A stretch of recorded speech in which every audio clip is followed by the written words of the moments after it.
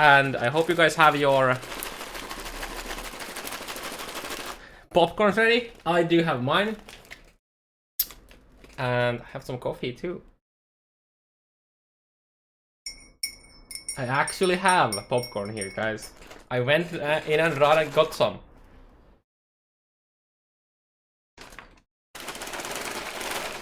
No, we have it. Also, holy shit, it's bright. Maybe this helps. No, wait, that doesn't help. Okay.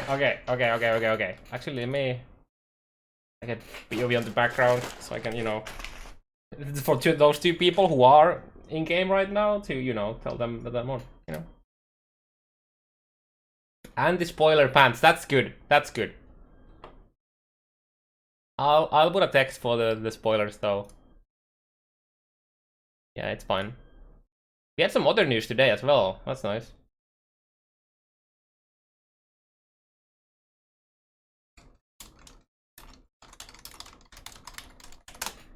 Okay, and then I'm just gonna do D&D so nobody spoils me there either. Huh, easy game. Please no spoil. Timeout if you do much.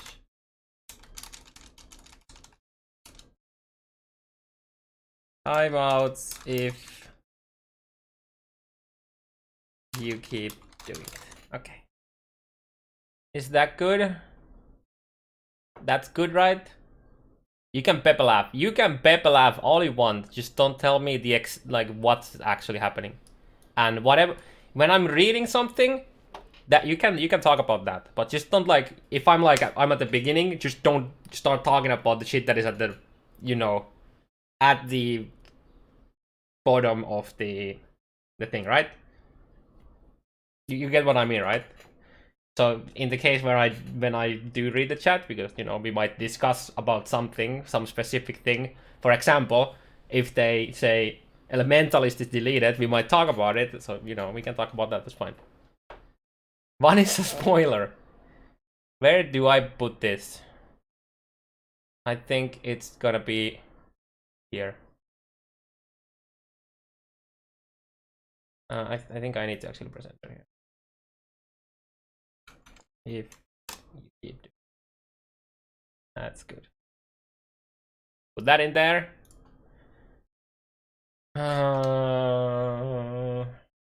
That needs to go out. Looks like we have everything here now. Yep, looks like everything is ready. Oh, we got passive tree information too. Does it mean we can start planning builds? Okay. Okay. I have it. Right in front of me.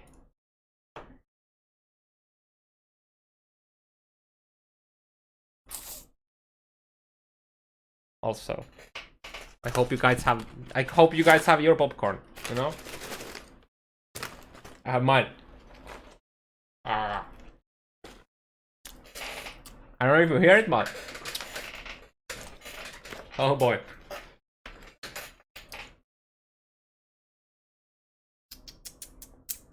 I think we can actually put this here. That's fine there.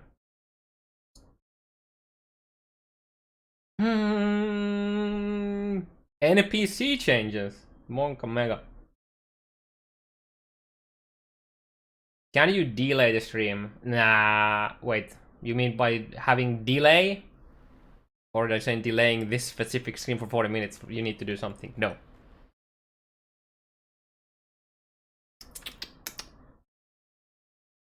But yeah, if you see somebody spawn something by accident or something like that, just spam some random shit so it hopefully goes past me, you know? And then, dude, actually, I can make Shider too. Shider should be a mod too. Wait, are you Shider? Are you mod? Are you VIP? I don't even remember. So you guys can, if you see somebody is like purposely trying to spoil shit, then you know, you can time out them, you know.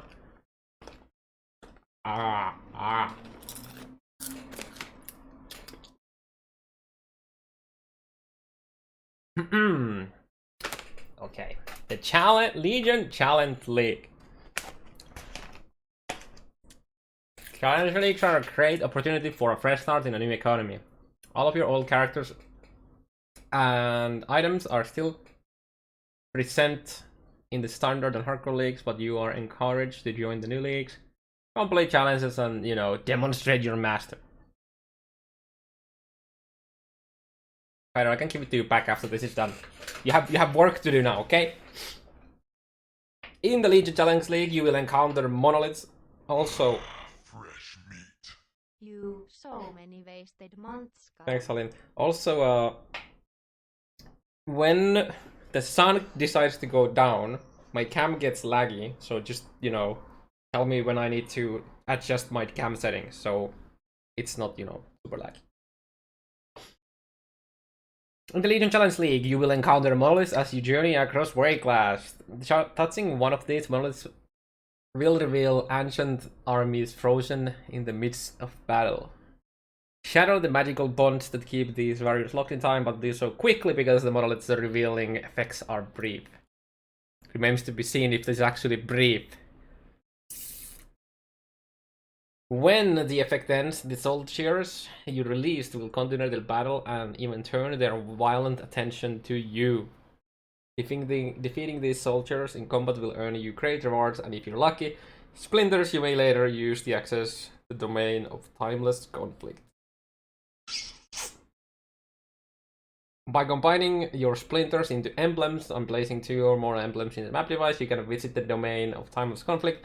Here you will witness and battle the armies whose emblems you have used, and even their powerful generals.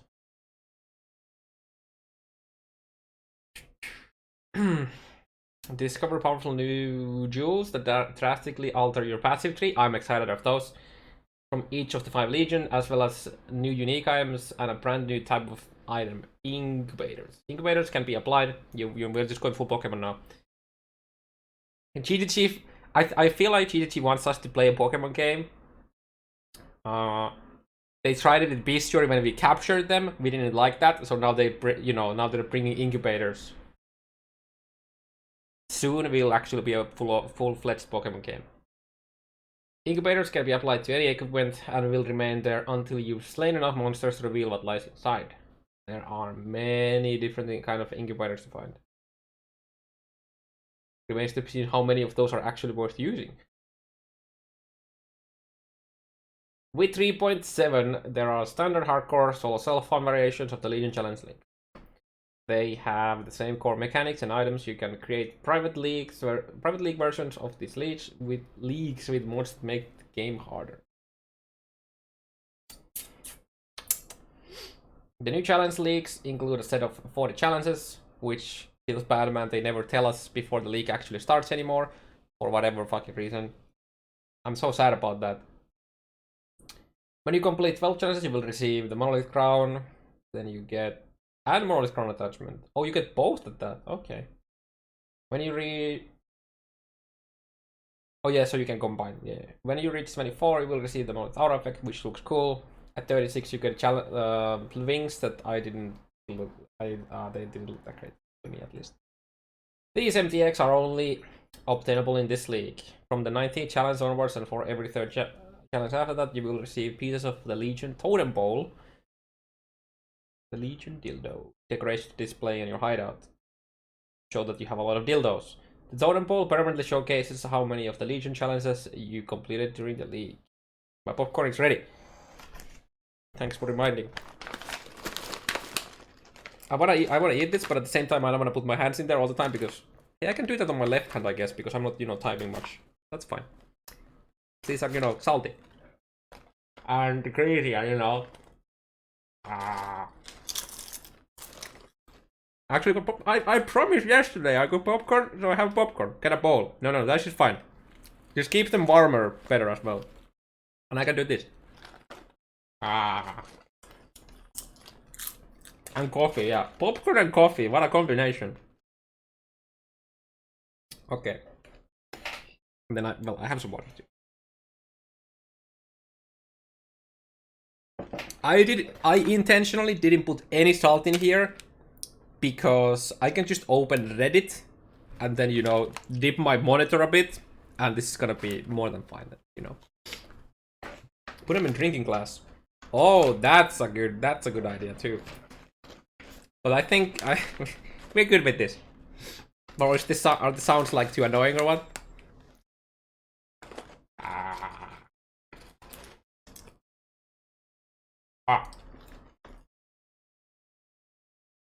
Overhauled melee combat. Amongst many other improvements, skill rebalances and reworks, we've added the ability to cancel animation early. I mean, you don't need popcorn yet, okay? That's for later. Improve damage scaling singularly, sorry, and change the early monster balance. For more details, please see the melee rebalance section. Add a new strength skill gem, Steel Skin. Instantly reduce incoming damage for short duration, shares a cooldown with other guard skills. Man, is it gonna be tomorrow when we actually get the 2020 gems? Because I wanna see that. Fresh meat. Oh shit. Thanks for the subs, Sweeky. Appreciate it. Added a new strength skill. Wait, that's the same development.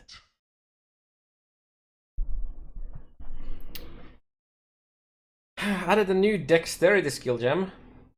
Dash. Coming against you. Fresh meat. Are we gonna hear a lot of fresh meats during this?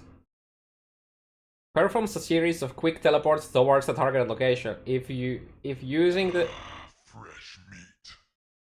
If using the attack in place option, the direction is reversed. Added new strength to dexterity skill gem. Blade Storm. Fresh meat. Fresh patch notes. I know, right? Performs. Wait, that's your place form. Performs a spinning attack, creating an area of effect that repeatedly deals attack damage to enemies within it based on your weapon damage and attack speed. This AoE is stationary while in blood stance and moves forward while in sand stand. Regards a sword or axe. Okay. Add a new strength dexterity skill gem, blood and sand. Allows you to switch between blood stance and sand stand. Deal more melee damage with less AoE while in blood stance, or gain more AoE while dealing less melee damage while sand stand. Wasn't there something about blind too during sand stands and bleed in blood? Reserves a small portion of your mana. Added new strength skill gem, Berserk. Consumes your rage at an accelerating rate. While active, grants more damage, attack speed, movement speed, and causes you to take less damage. And causes you to take less damage? Regards 5 rage to use, cannot be stopped once active, and only stops when all rage is consumed. That sounds interesting. Okay. Berserker didn't have enough attack speed yet, so let's just give him this too. Pretty nice.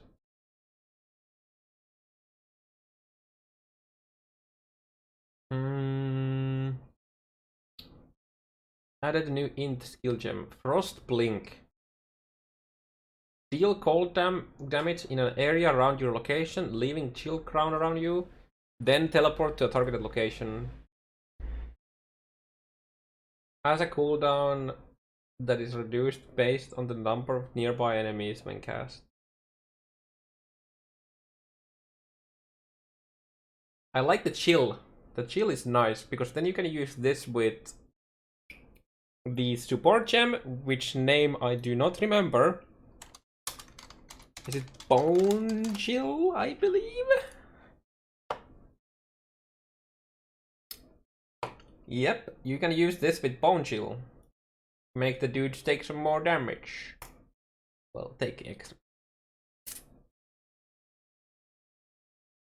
This is pretty funny though. Yeah. Nearby. Nearby. can you like? I mean, it's gonna be visible to see, but you know. The question is, will it actually do any damage that matters? Also, you could use this with slap this shit on a Zigari Dagari Do ring, and you can use this with EE as well. Then that way. Either way, this looks like a cool skill. Like it. Added a new dex skill gem precision casts an aura that refers a portion of your mana and grants you a nearby less accurate and increased crit section. Wait, so they took off the aura from the amulet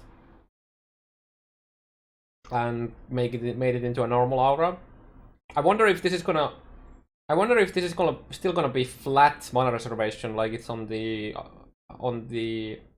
amulet. Or they just took it off and then they gave something else less buff the amulet, I guess.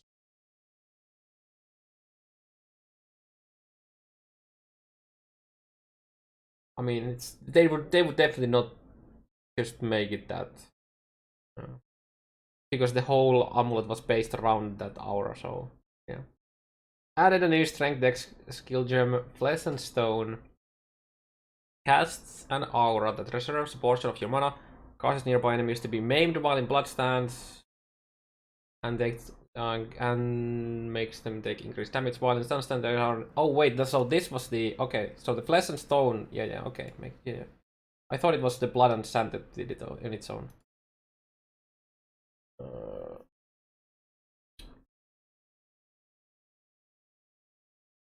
That's interesting.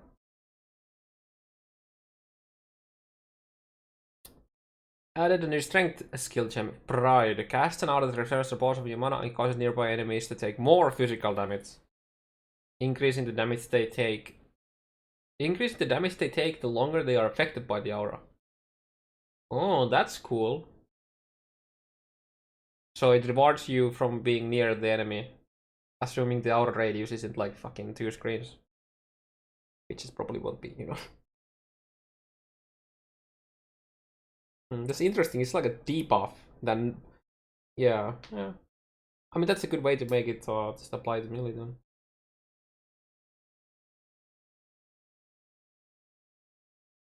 New strength dex skill gem, Perforate. Strike the ground with your weapon, causing spears to strike out from the earth. These spears strike your target location multiple times while in blood stance, and strike outwards in a large radius from the target location while in sand. Okay. Just need numbers, need to see how it works. It's hard to say anything past, you know, that. Added a new strength skill gem, Chain Hook. Oh yeah, that's the one that we were showed already. We're going full Brutus. Attacks, well, other way around. Attacks nearby. Wait, we're going full Brutus in Act 6. Attacks nearby enemies with a damaging shockwave. If used at a distance, releases a chain that draws you closer to an enemy hit. Generates 1 rage when you hit an enemy. 100 sword, mace, or axe. Added a new strength support gem, Pulverized. Supports melee attacks, causing them to deal more damage and with a greater area of effect, but with a slower attack. Okay.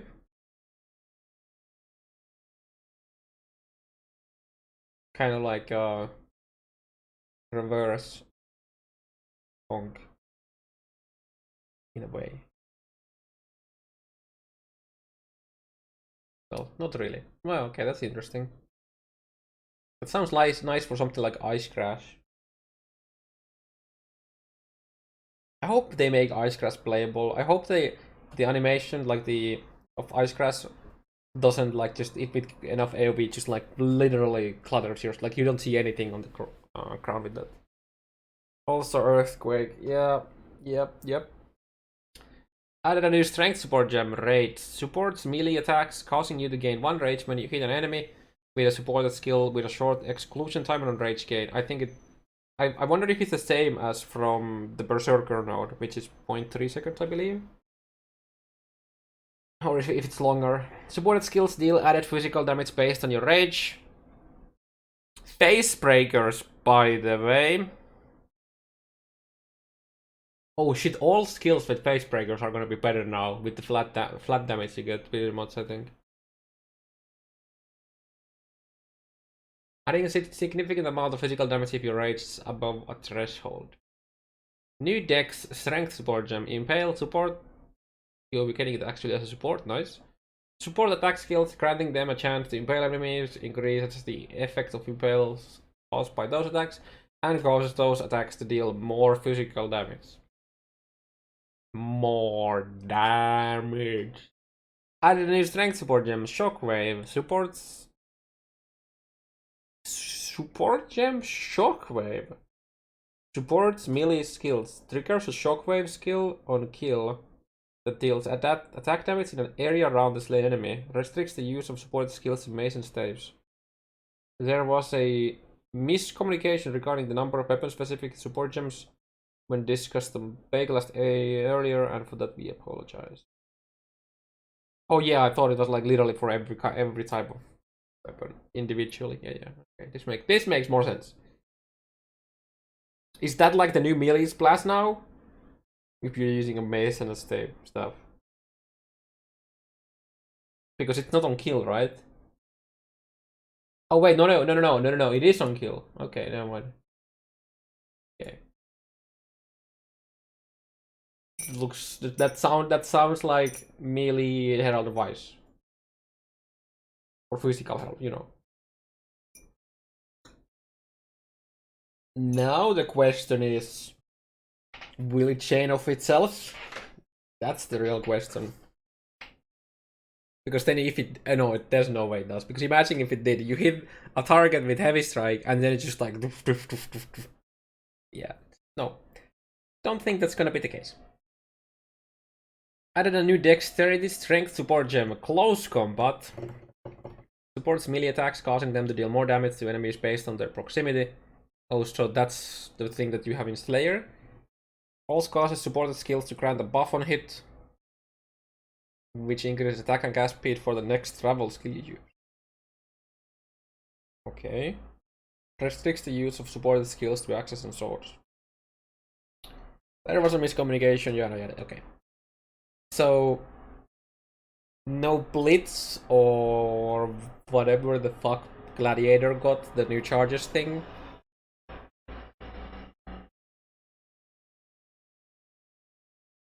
Thank you, okay. I don't know if you heard it, but that was very loud. Like a truck went by. There's like a construction somewhere nearby.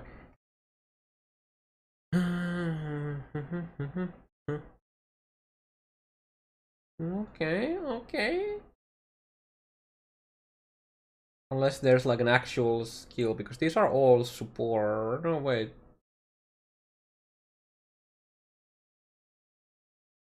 I was about to do Control F for split.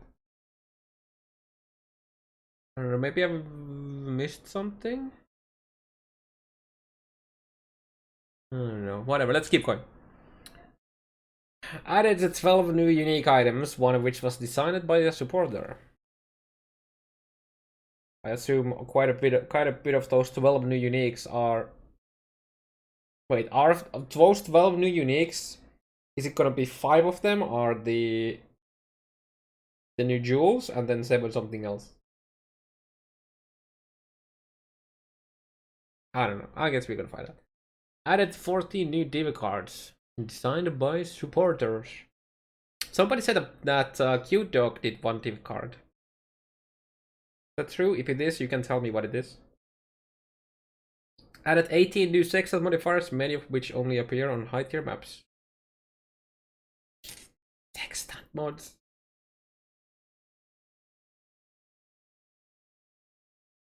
In before that's actually a nerf, they're like worse mods, and now you don't get the just the pack size anymore, and you just get something other. That would be pretty hilarious. Reworked 15 existing unique items, which will only drop for monsters in League and Challenge Leagues. So, Wrathpit There's no way Rathbit didn't get a cap from the original we had, because they didn't think about Rathbit and minions, because people don't play minion builds separately. Added 15 new keystones to the passive skill tree, visible only when you have one of the new unique jewels introduced in Legions. Wait, 15? 15 new keystones! How many have we already seen? Like 5 or 6? Knowing GGG, they showed us the best ones, the ones that are the most rare and majority of the player base will never see, and then the rest are just like, because that's what they always do with the uniques and with when we like crafted modifiers. Remember the onslaught implicit on boots that they just casually throw in, and like, oh my god, we're gonna get onslaught boots everywhere. Well, guess what? You did it. Minor new content and features. Improve the early game experience. Fights in the first 3 acts will be tougher but more responsive, involved, and dynamic. Normies out. You can die now. Just kill all the new players, right? That's what this is. Also, want to, you know, I hope that all the racers die to these fights too. This includes fights against basic monsters. You can know Q skills by using one skill while another skill is in progress. That skill will be used immediately after the current skill is finished.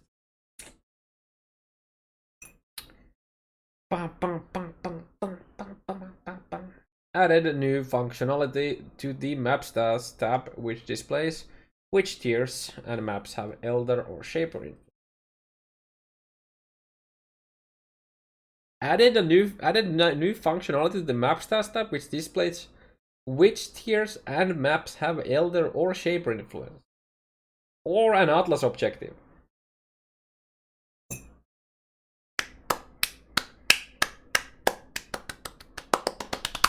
Thanks. That's nice. That's really nice.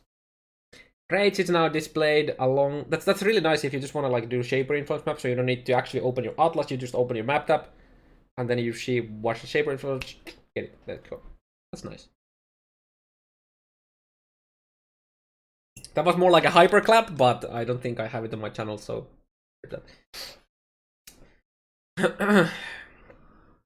Rage is now displayed along the top left of the mana orb, so you can see exactly how much rage you have at any given time. Nice. Added sounds for various error cases, such as attempting to equip an invalid item. No. That doesn't go there. No. I hope it's something like that. That would be great. That would be fucking great, dude. No. That is not boots. Smooth the transition between resolutions while dynamic resolution is enabled. Oh.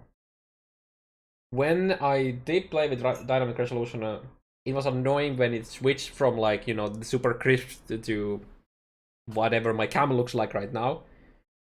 You had like a small like freeze frame or something like that. It was really annoying. So I guess that's good. Changes to the size of characters now occur smoothly rather than snapping between the two sizes. Okay. I wonder what happens if you temp change yourself so that the effects happen slowly. So if you temp change yourself, go from max size to the minimum size, what would look like? It would be kind of cool. Not that it really matters in gameplay. Improve the localization of server messages. All hail to our new overlords from South Korea. I'm ready, dude. I'm ready. Improved performance of various game elements with a particular focus on improved performance of various game elements with a particular focus on high intensity visual effects. Okay. Continue to incrementally improve the sound, art, effects, and environments. It's funny they have this on every like patch note, and it's kind of just like they just like slap it in there, but they always look better. Your popcorn is all gone. It's fine. I have some left. I can share this. Hard coming. This isn't salty enough. Do I need to open Reddit? Melee rebalance. This is all buffs. We made a massive, sweeping, excuse the bun, changes to melee combat. I think it would have been like earth devastating or earthquaking changes, you know, because earthquaking, you know. Many of these are specific to skills, but some are broad and affect all aspects of melee combat and combat in general.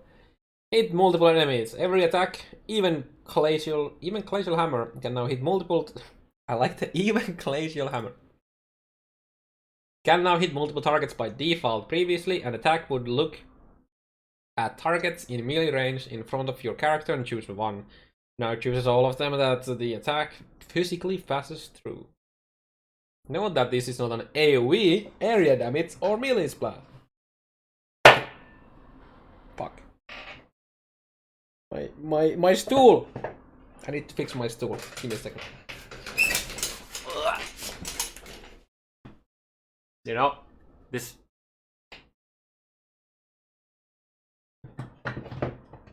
Okay. Back. I'm too used to basically like I'm like lying down right now, like below my desk pretty much.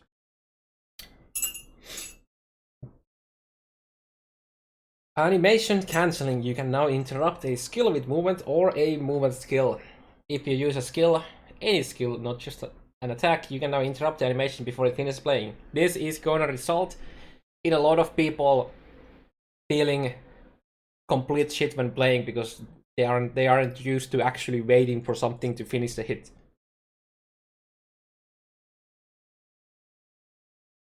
There is a discount on Noogie channel for new metal chair. I think it's not just Noogie channel, it's metal stream channels probably in general. Dude, I need to make like a documentary of my chair at some point. Like, do you hear this? This is my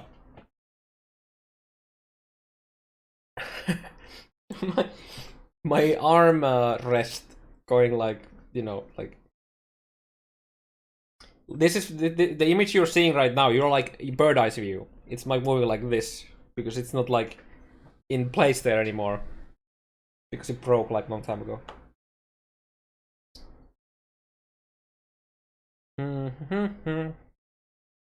If you do so before the point in the animation that damage is dealt or projectile is created, etc., you will not deal damage.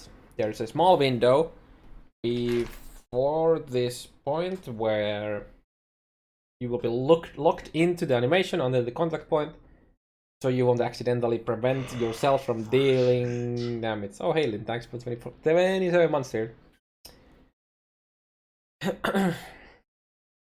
Welcome back, haven't seen you in a while. You won't be able to use any other skills if you previously cancelled an animation after the point it would deal damage until that animation would have finished playing, meaning you can't use animation cancelling to artificially speed up your attack rate. Makes sense. That's a long ass sentence, but makes sense. You can use a skill immediately after cancelling a previous one if it didn't have a chance to deal damage or produce a projectile, etc., etc. Yep. Directional attacks. Many monsters now deal damage in a specific area in front of them when they attack, meaning you can avoid taking damage by sidestepping or moving away. Keyword many, not all. Keep that in mind. Previously, monsters would deal damage to their target even if they had moved to the side. Yep. We have a lot of cases where like especially in like private leagues and whatnot where you have a like super buffed Hillock, he starts the swing and you go side and you still get hit because it was only looking at the distance between Hillock and you.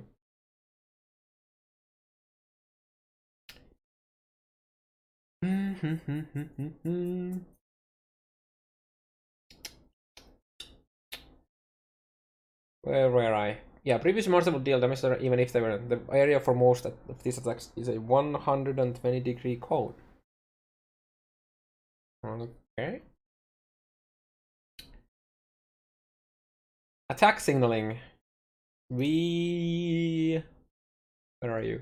Where are you here? We've improved a lot of enemy attack signaling, slowing down the initial wind up, but speeding up the strike, giving you an opportunity to respawn with an appropriate movement or skill use. This is particularly the case for old monsters. Keyword not all. Targeting. We've made enormous improvements to how skills target enemies in groups, which will result in a more natural, do what you want it to be experience. This is a culmination of many small user experience improvements. Attack range signaling. Player attacks now accurately signal their damage range via skill effects and trails. Sources which increase attack range or area effect with an attack will be reflected in the attack's visual effect. Imagine having like a screen wide attack range, and then you hit, and then you see the tip of the sword like go all the way to the, you know, the side of the screen. It's like, wait, what the fuck?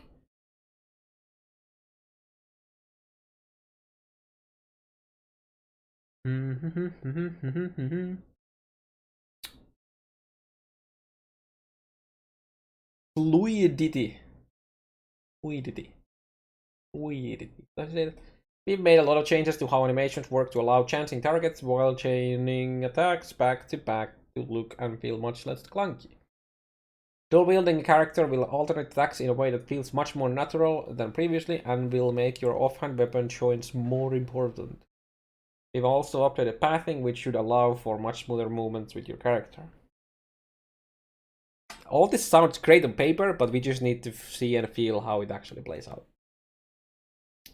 Accuracy. Accuracy no longer capped to 95% chance to hit. With enough accuracy, an enemy will never be able to evade an attack, so you'll no longer have lone surviving monsters frustrating taunting you unless you didn't get enough accuracy. I think that's gonna be the case. Now it's just about who didn't die on the back because you didn't have AoE for it instead of hitting it. But yeah, that's I really like this accuracy change. Blocking enemies. Enemies with shields can blow attacks. Block, not blow. But will only prevent a large portion of the incoming damage rather than all of it. When an enemy blocks an attack, an effect will play. Okay. That's nice, I guess, yeah. Better feedback. New effects and sounds allow you to more clearly identify who you have and have not hit with your attacks. Okay, all this sounds great. I'm actually probably to explode. Oh. Character balance. Melee damage is now treated as having dealt 25% damage for the sake of calculating stuns.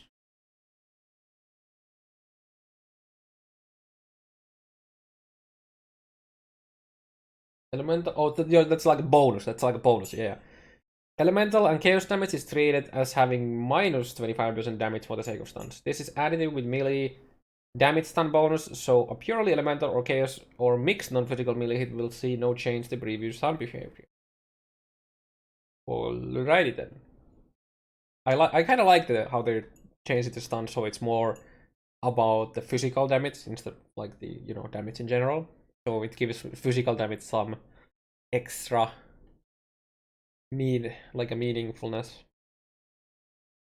As mentioned above, I mean, not that you don't just one-shot the pack anyways, so stunning it, in the cases where you don't do that, like rare beasts, if the change is actually affecting them, the doubling rare HP. As mentioned above, your chance to hit enemies with an attack is no longer capped to 95. With enough accuracy, you can guarantee that every attack will hit. Good. Does this have a bonus to stun, or just not negative? It's a positive bonus. Physical melee damage, or yeah. Wait, no. That's just saying melee damage. And then you have elemental chaos. This is additive, so purely elemental or chaos mixed on. Yeah.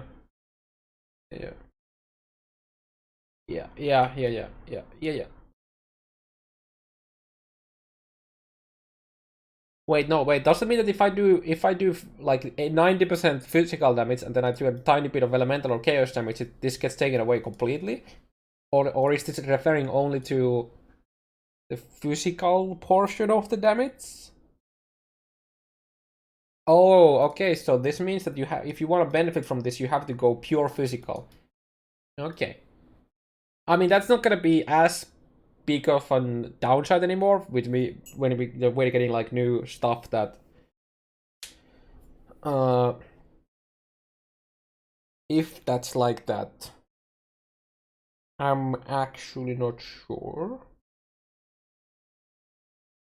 Melee hit. Okay, this is added with melee damage stun bonus, so a purely elemental or chaos or mixed non-physical melee hit will see no change. Based on this wording here, it sounds like if you even if you do one elemental damage, but that sounds kind of weird. I don't know. I mean, it's a brutality buff, yeah, I guess. And we have other supports now that then we have the pure physical damage auras and stuff like that now, so it should be fine. But isn't this supposed to be physical melee damage or something like that? Because they mentioned in was it Bayclast or something? I don't even remember that physical spells will also get the bonus. It's just purely it will be calculated based on the damage type. Like how I see this is the portion of the damage that is physical gets this as a bonus for calculating the stun, and any elemental and chaos portion on that stack is calculated with minus 25%, and then those two are added together, and whatever you get out of that is calculated for the stun. That's how I think it is, and that's how it sounds like it should be, because this would be punishing for having a random extra chaos, extra physical elemental on your setup.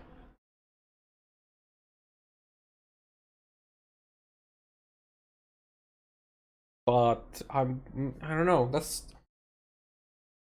because it's a purely elemental or chaos or mixed non-physical melee hit will need. I don't know. This wording here makes it seem like it gets taken away. Okay, I feel like we need a bit of a clarification for this. But then again, I think you can totally make a pure physical based attack build now, so it's fine. With the new things we get, will it be better than a conversion or like a combined? I don't know. Then again, caring about stunts isn't necessarily something that we really need to look up to that much, anyways. Like it's not like not being able to stun as much is like a great thing, but it feels odd that they would do this change if for 99.999% of the builds it actually does nothing. You know, it feels kind of useless thing to do then.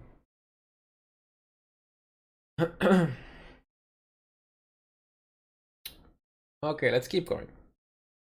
Unless somebody has a GGG post clarifying this, let's just keep going. As mentioned above, your chance to hit enemies with an attack is no longer. Oh wait, we read that already. In light of the change to melee combat, see above, the formula which turns accuracy rating into chance to hit has been changed. In general, it will be easier to hit and to be hit. No free mitigation from evasion, boys! Effects that split incoming damage from specific damage type across mana and life, such as Mind of the Council, now also do this for damage over time effects of specific types. Previously, such effects could only split damage from hits. Wait, are they changing all of that? That's nice. That is nice. Because if that's the case, let's say that we get that nice 100% physical damage taken as elemental. For the, you know, I mean the build is kind of gone already. But I'm thinking about the old gluttony build where physical damage over time is such as bleeds, but you could have a bleed immunity. But like there's like a physical, like just pure physical degen that could still kill you with that. But yeah, okay. Okay, that I like this change. I like this change a lot. Unarmed attack range of player characters has increased by 2. Yo, Faithbreaker buff. It doesn't work with lightning bolt because it specifies from hits. But yet here they say effects that split incoming damage from a specific damage types across mana and life. Oh wait, is it only for mana and life stuff? Oh, never mind. Never mind. Never mind. Never mind. Never mind. Hey Balor, thanks for the host. Yeah, you're right. Mind of the Council is just damage taken as... I don't... You know what? We can just look at it. Yeah, I misunderstood what this meant.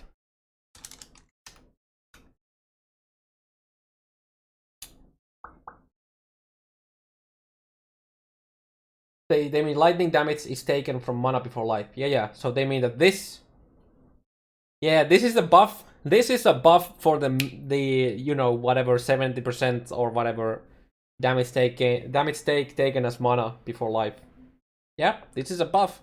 This is a buff for that.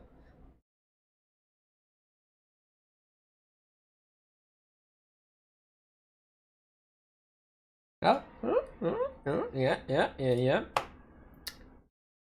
But yeah, it's not for, you know, the, you know, take damage as you know, like physical as fire or something like that. So this, just clarifying, this doesn't affect that. Only affects it's like you know, when you take something as mana before life. That's good.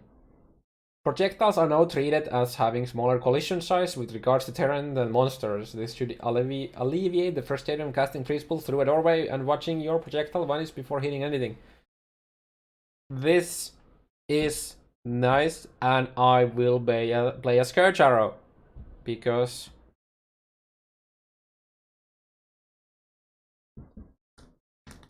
I like that. Playing Scourge Arrow and not feeling shit when near range like that. Skill reworks. I'm probably gonna go solo self round. Skill reworks. Cyclo, now a channeling skill. Now costs 2 mana at all gem levels. Fail.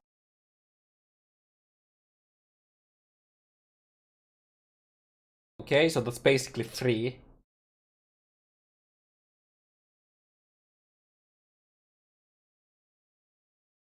Now deals base damage equal to and has an added damage effectiveness of 44. Up to 54. Okay, so that's actually not a... That's the really small nerf. Okay, so the at least for Cyclone, I was worrying that them nerfing the damage effectiveness is gonna hurt elemental damage builds, and this isn't a big deal.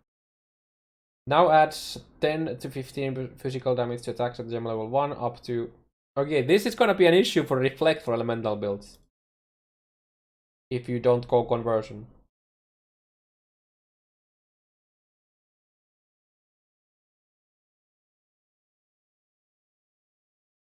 Huh. Okay. That's a lot of damage though.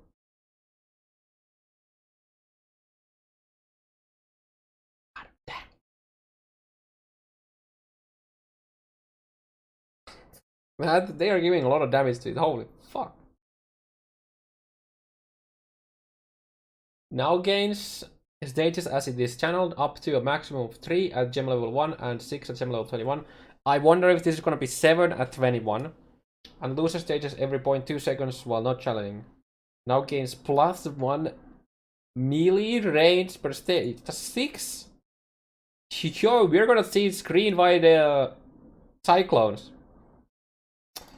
Now has an attack speed multiplier of 300. Is this a buff? Okay. That's a lot of attack speed. Modify. Yo, that is a lot of attack speed.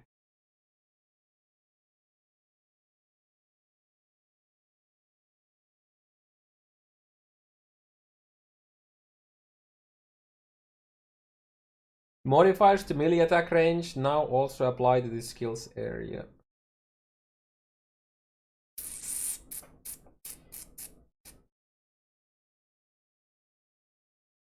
Yeah, or ask someone to about the links. Yeah, you can do the pyramid. Lacerate, as previously, slashes the air twice, dealing damage into overlapping areas of effect, with the possibility that enemies in the overlapping area will be hit by both. Now has different behavior depending whether you are in sand or blood stance. You're in blood stance by default. While in blood stance, now has a 20% chance to cause bleeding and causes you to deal 50% more damage with bleeding. Nobody cares about bleeding damage, so this is like, whatever. While in sand stance, now increases the width of the slash areas of effect by 50%. Oh, that's decent. Now deals damage based. That's really fucking good. You just get AoE with that. Now deals base damage equal to and has an added damage effectiveness of 100 at level 1 from 60 up to 123 from 74.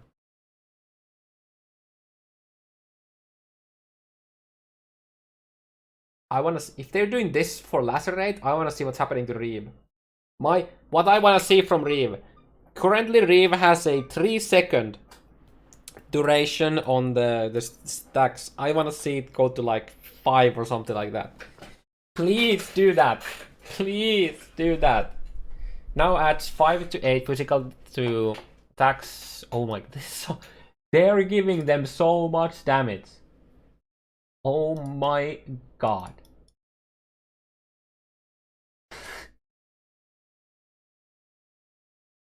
Oh shit. Okay, so they made it slower. Right? This is like, wait, this is 60% of the base, right? So this is 0.6 instead of 1.6.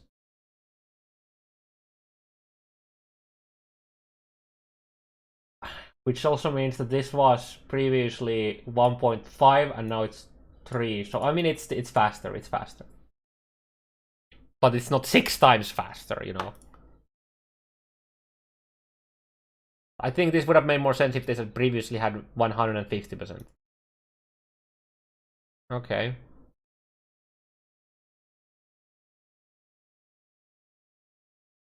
Okay. Because previously this was more attack speed, now this is like, so this was 1.5 and now it's 300.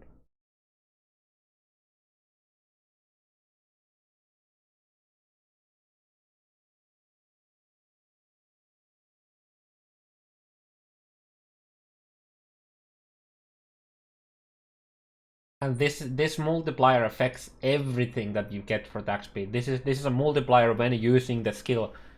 So yeah, okay. I am not sure if I like that they made it this slow.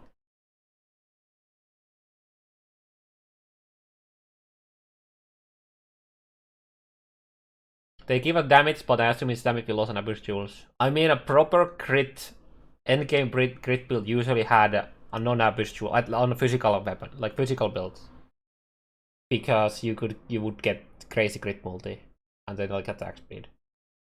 I mean, abuse jewels were good too, obviously. But most of the time when I was playing attack crit builds, I would rather use a proper normal jewel with crit multi and shit like that. Immortal Call no longer makes you immune to physical damage for a duration. Base duration is now 1 second.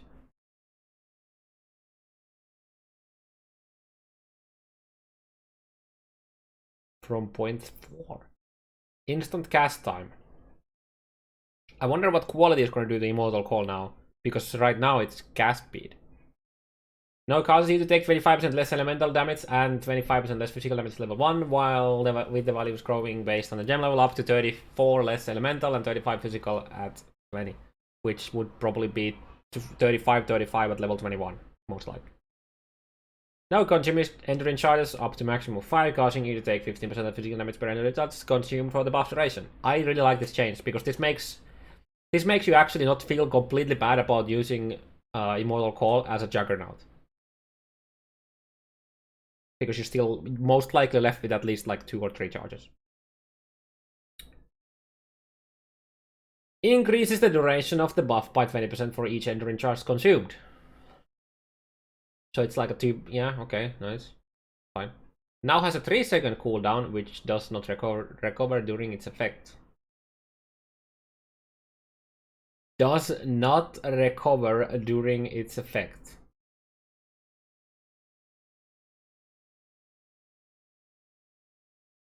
I guess goodbye permanent Immortal Call then.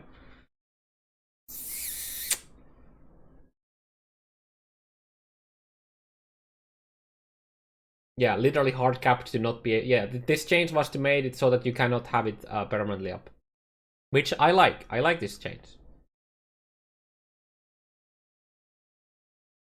Yeah, makes sense. Shares its cooldown with other guard skills, Steel Skin and Molten Shell. Yep. Now Molten Shell now has a base duration of 3 seconds at all gem levels from 10. Oh, they made it a lot shorter. Now grants 50 additional armor at gem level 1. Up to 858 at gem level 20.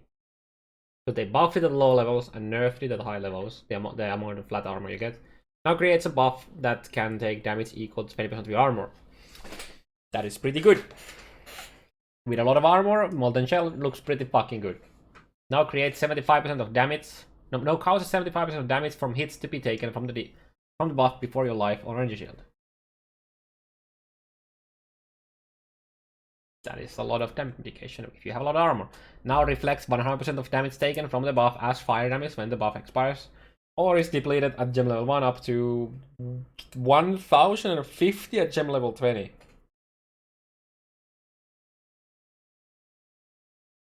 What? And that's a base damage. That gets increased by like fire damage scaling and shit like that. Okay.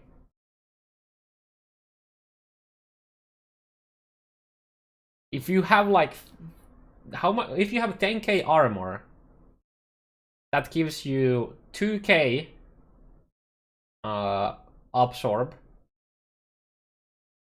and yeah, that's a lot of damage you can get with a high armor values.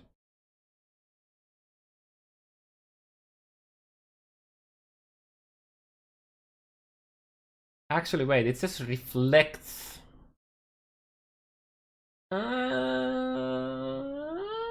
No, you should be able to scale it, I think.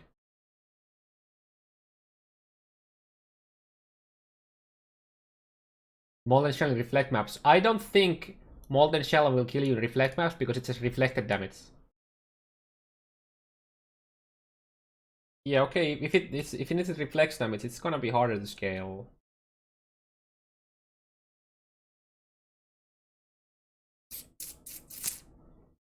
Okay. Yeah, it's still a lot of damage. This is a decent amount of damage. We might actually see somebody make a molten, like literal Molten Shell build. The issue is that it has 4-second cooldown. But yeah, this won't kill you in a reflect map. The Molten Shell explosion will not kill you. Shield Shard now deals damage in a cone rather than a circle on impact.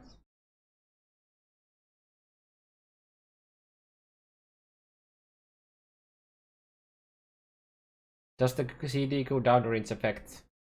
I don't know. The word they don't mention it, so this might go down during its time. It might. Yeah, there is a helm that heals you from reflected damage. I don't remember the name of it. I mean,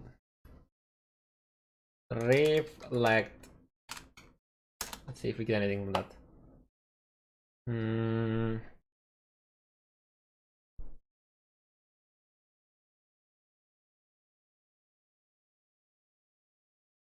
30% of damage you reflect to enemies is gained as life. Crown of the Pelkey.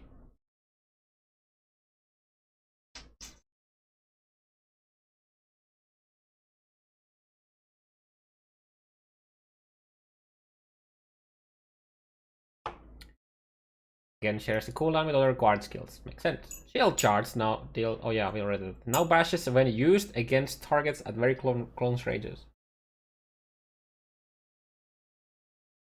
Okay. Can now be used with once.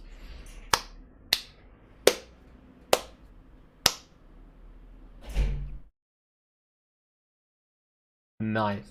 Now deals base damage equal to and has an added damage effectiveness 100 at gem level 1 from 50, remaining the same level 20. Now has 75% increased stun threshold reduction on enemies at maximum charge distance. Okay. Now deals 150% more damage with hits at the maximum charge. So they nerfed that a bit. That's 90% increased movement speed during the attack at gem level 1 from 75 up to 109. Also, they buffed the speed of it. Now has a mana cost of 10 from 8 at all gem levels. Now gains 1% movement speed per 1 quality. That is really good. Nice, thank you. It will actually having useful quality on it. Good shit. Now deals damage based on your equipped shield, not your weapon. Here's how it does it. Base offhand critical strike chance is 5. Adds 0.1 crit chance per 10 max energy shield. Deals 11 to 17 base offhand physical damage at gem level 1 up to... Oh, okay. Adds physical damage per armor or evasion. Base offhand attack time is 0.53. Okay. I mean, how just gonna like it's hard to say because we don't really know how well we can scale this. But that looks like a decent amount of base damage you can get with a good shield. Like how much evasion can you get on a hybrid shield? Like hybrid evasion shield?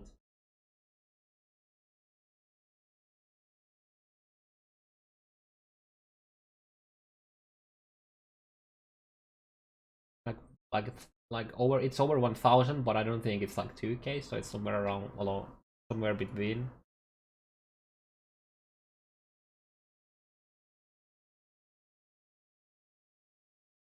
Okay, yeah. It's hard to say, but it looks like you could actually maybe do something with it. Skill rebalance. General physical is now a skill type and will now appear on the appropriate gems as attack. Thank you. That's good for the channeling support gem. Strike. Strike is now a skill type as well and appears on items which do not have an AoE effect. AoE, but can still hit multiple targets. Essentially, all the previous skill skills now have this tag. Okay. This is used to determine which skills some support, such as melee plus can now support. Oh yeah, I guess it makes sense like that. Blink is now a skill type and appears on Frost Blink, Flame Dash, and Dash, and indicates that all of these skills share the same cooldown.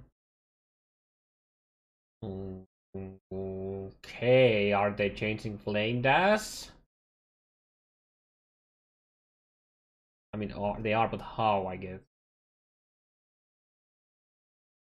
I wanna read more on Flame Dash. Guard is also a skill type and appears on Immortal Call, Steel Skin, and Molten and indicates that all of these skills share the same cooldown. Yep. All melee skills now have an attack speed multiplier built into the gem. This is functionally identical to the effects of the more attack speed or less attack speed stat lines that were previously on some gems. Yep. So they actually modify whatever you get, yeah.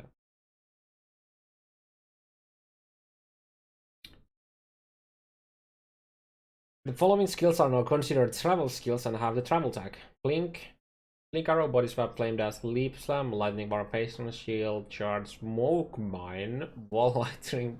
Smoke Mine is a travel. I mean, I guess it gives you movement speed. Wall Lightning Trap, Wall Lightning Warp, Whirling Blade. The following skills are now considered guard skills. Have a shared cooldown and have the card like Immortal Call, Molten Shell, and Steel Skin. All melee attacks now apply a visual to your weapon as you swing to better illustrate your attack range. Yep. Most, if not all, attacks and spells are now accurately signal their AoE, including any increases or reductions. Minion targeting is now less weird. Minion targeting is now less weird if using a movement skill while also channeling. Okay, good. Specific skills. Quite a few melee skills have had their base attack speed lowered slightly and their base damage raised. This is due to the increase in effective clear speed from the introduction of animation cancelling, whereby you can start moving to the next pack of monsters before your attack would otherwise have ended. Yeah. So if you deal a killing blow on a monster, it automatically cancels animation if you're like already going for something. Like if you have like holding down the button, for example. Ancestral Protection now deals base damage equal to and has an added damage effectiveness of 90%. From 80 up to 144 from 133. Okay, makes sense. Cool Knights. Everyone just uses it for the more attack speed multiplier and nothing else. Ancestral War Chief now deals base damage equal to and has an added 1. Okay, so a tiny bit of buff. Has an attack speed multiplier of 90 rather than 10% less attack speed. Okay. So basically no change. Bane now deals 45.7 base chaos damage per second at gem level 1 from 66.8 up to 895.6 from 1060. Ooh. Oof. I'm not really sure why they're nerfing Bane, but I think it's gonna be still fine. I think it's gonna be fine still. I think it was a bit too good early on, but I don't think they really needed to nerf it endgame, I think. But yeah, I guess it was too good. I don't know. I don't personally think Bane was an issue. Blade through Mac Flurry Boy. Now deals base damage equal to and has damage effectiveness of 32 from 45 up to 45 from 56. Now adds 14 to 20 physical up to 75 to 133. Oh, sorry, 130. That is so much like flat physical damage they're adding to it. Now has 29% larger target acquiring radius while channeling and 45 larger target acquiring radius after channeling ends. Ooh. Ooh. Now has an attack speed multiplier of 160 rather than, so basically the same shit. So they just added a bunch of flat damage and nerfed the base. So this is actually a nerf to Elemental Blade Flurry.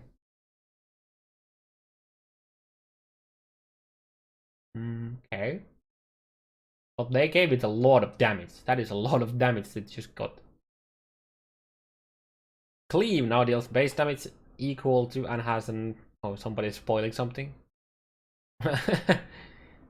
Now it deals base damage equal to and has an added damage effectiveness of 125 from 110 up to 170. Okay, so they actually buffed that a bit. Now adds 2 to 3 physical damage to 75 to 113. Yeah, and then they made it slower. Okay. I wonder how bad this is gonna feel early on when you don't have the good attack speed. Like even if the animation gets cancelled out after you kill the pack, if you don't one shot the pack, then you have, I don't know how I feel about making them attack slower, like making the multipliers. This, I guess we just have to wait and see. I guess we just have to wait and see. I mean, obviously it got buffed. It does a lot of damage now.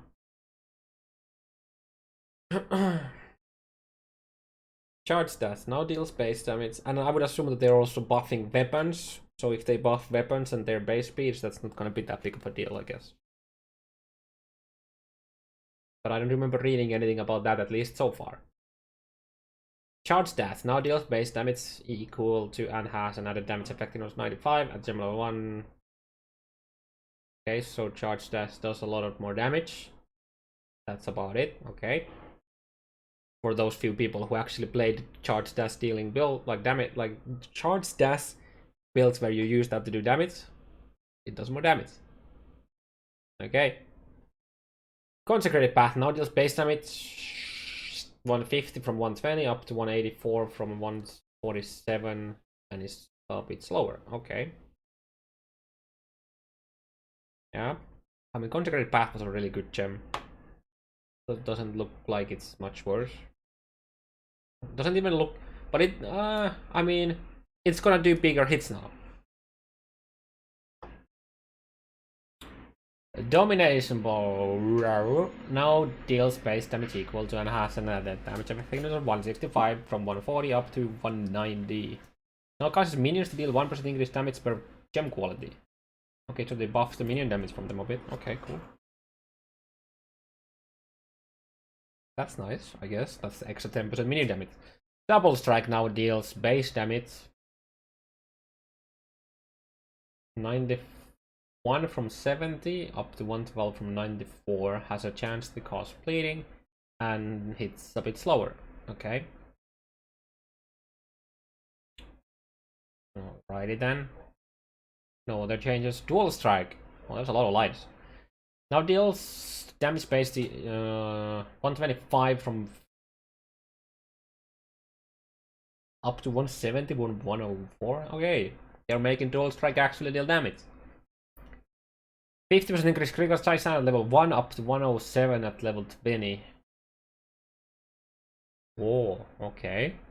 Has 100% more crit chance against enemies that are on full life. So it basically just wants you to one-shot them. Now deals 30% more damage when with hits and elements against enemies that are on full life. Has that's a big slow multiplier, but okay. So they just want you to go crit and fucking one-shot everything with this, it looks like. Okay.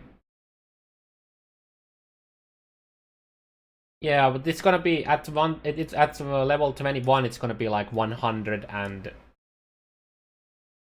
most likely. Right. You get 60 from 60 from 20 level ups, so that's gonna be 110. 0.5 crit, wait, 0.5% crit multiplier and 1% increased crit chance per 1 quality. Oh, that's some decent quality. 10 crit multi and 20% crit chance. And again, the attack speed wasn't actually bad either. Earthquake now deals base damage 85 from 90 up to 120 from, so it does less at the beginning, but it's gonna get base damage and a bit more at level 20. Aftershock now benefits from 30 to 46 added physical at level 1 up to 169 to 254. Okay. The attack speed multiplier of 75. Radius of the action is now 2 units larger. Gains increased damage per gem quality rather than physical damage.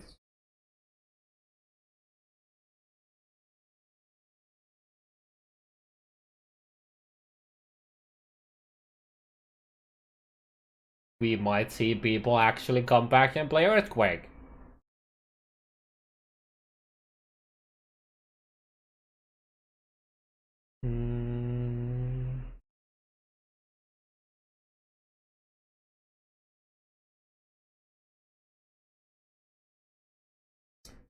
Liquor Strike now deals base damage equal to and has an added damage of 142 from 130 up to 1.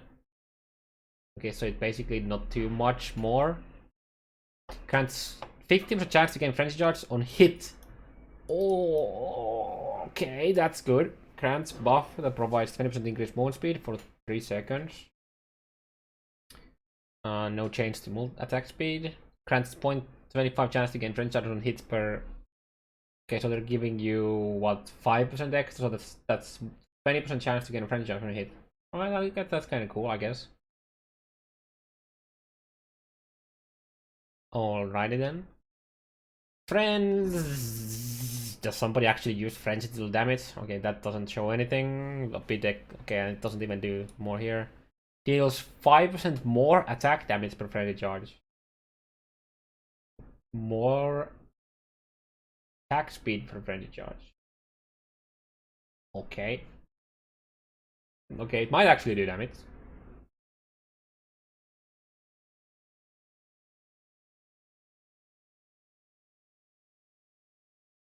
Might actually just do damage.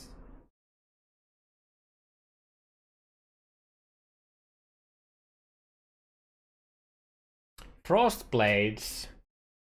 Unchanged level 1 up to a bit less at high levels. Gets cold damage to attacks. Gains increased damage and projectile speed quality. So they're adding flat cold damage.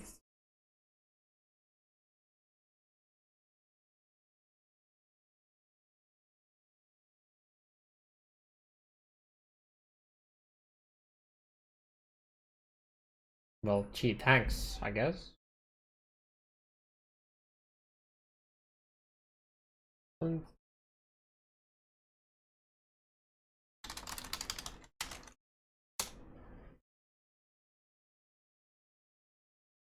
You could just give them physical damage because it already converts 60%.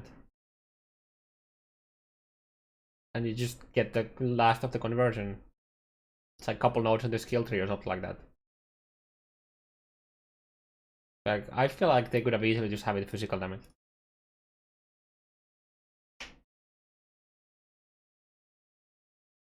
But I guess I haven't seen everything, so I don't know if it's easier to scale elemental damage like that on the skill tree, so yeah. In a vacuum, that looks a bit odd. Glacier Hammer now has 155 damage effectiveness, so a bit more than previously, up to 200 from 182. Gets 2 melee range at gem level 1, up to 4. Okay, so they're doubling that. Converts 60% from 50. Nice, good, thank you. Adds cold damage attacks against skilled enemies at gem level 1 up to the same as the other gems above. I like how they're just like slapping the same number to all of them. Every third successive strike now freezes enemies if it were dealing 200% more damage. Up to 300. Okay, so you're gonna be freezing with this.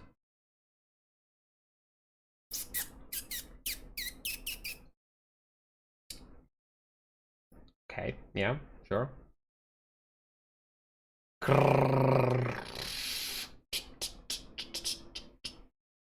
Again, this could be flat physical in a vacuum that looks a bit odd. But yeah. Crown Slam now deals base damage equal to and has an added damage effectiveness of 95. A bit lower to Unchanged. You get the same amount of flat damage at high gem level. Again, has a 0.9 attack speed. Gains increased stun duration and AoE per quality. Okay, I like the AoE buff to it. Good. Heavy Strike now deals base damage equal to, and 176 from 150 up to 222 from 194. And they are doubling the range again. Okay, good. 20% chance to deal double damage at all gem levels. Okay. And 85% attack speed. And get stun duration and increased damage per quality. Okay.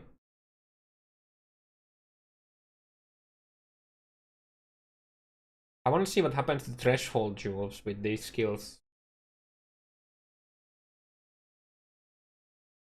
Herald of Agony. Now causes Agony Crawler to deal 6% increase physical damage per virulence from 10 up to 12 from 19.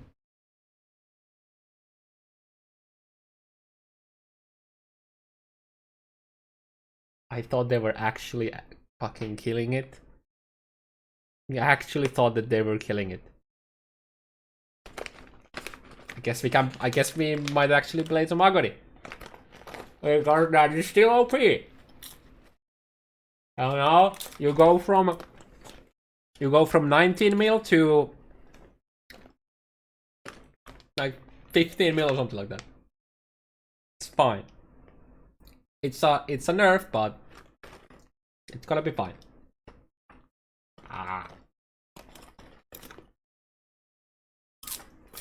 It is fine. You might actually need to invest a tiny bit damage onto it. Not with the OP builds though. Like the actual proper good geared builds don't need to do that, but yeah. Like Empus Occultist would still just like insta-face Shaper. Like he was like literally just going, fuck. Yo, does somebody have the, yo, Empire here? I wanna see the six man Uber Elder run. POE Empu. Some 6-man Uber Elder Herald of Agony. Let's see if we can find anything with that. There you go. Obviously, this gear he has is absolutely ridiculous. I am fully aware of that. The gear he has on this character is fucking dumb. But he has like no investment into Agony's damage in the skill tree. And this is hard. This is in hardcore. Also, this is in Synthesis League, sure, but like taking like this or taking half the damage of this build, it's still gonna be insane, you know. Yes, Garrett's dumb. You mean? No, you can do this. You can do this with a life build too. You can make a Jug have like 11k or something life, and you have a crazy Agony too. Agony is gonna be fine. I'm glad that they didn't completely kill it. I was totally expecting them to kill it, but I'm glad they didn't. Good. A good nerf. Ice Crash now deals base damage 190 from 170 up to 240 from 208, so it's more damage. Good.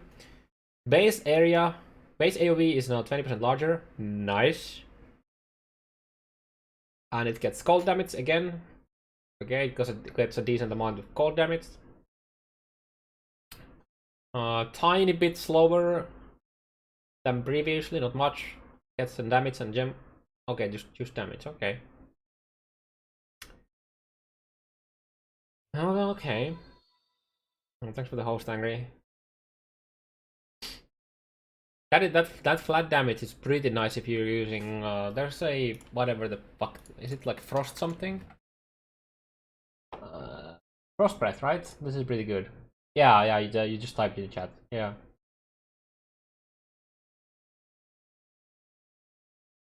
Yeah, that's pretty decent for that. Now it has an attack. Oh yeah, I already did that. Yeah, Ice Crash seems nice. Hopefully it's gonna be decent anyway.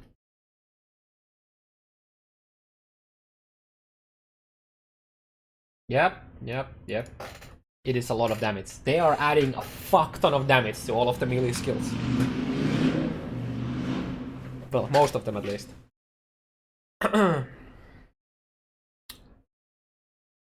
Infernal Blow now deals base damage equal to a bit more than before, to a tiny bit more at level 20 still. Now adds 5 to 8 fire damage, up to 75 to 113.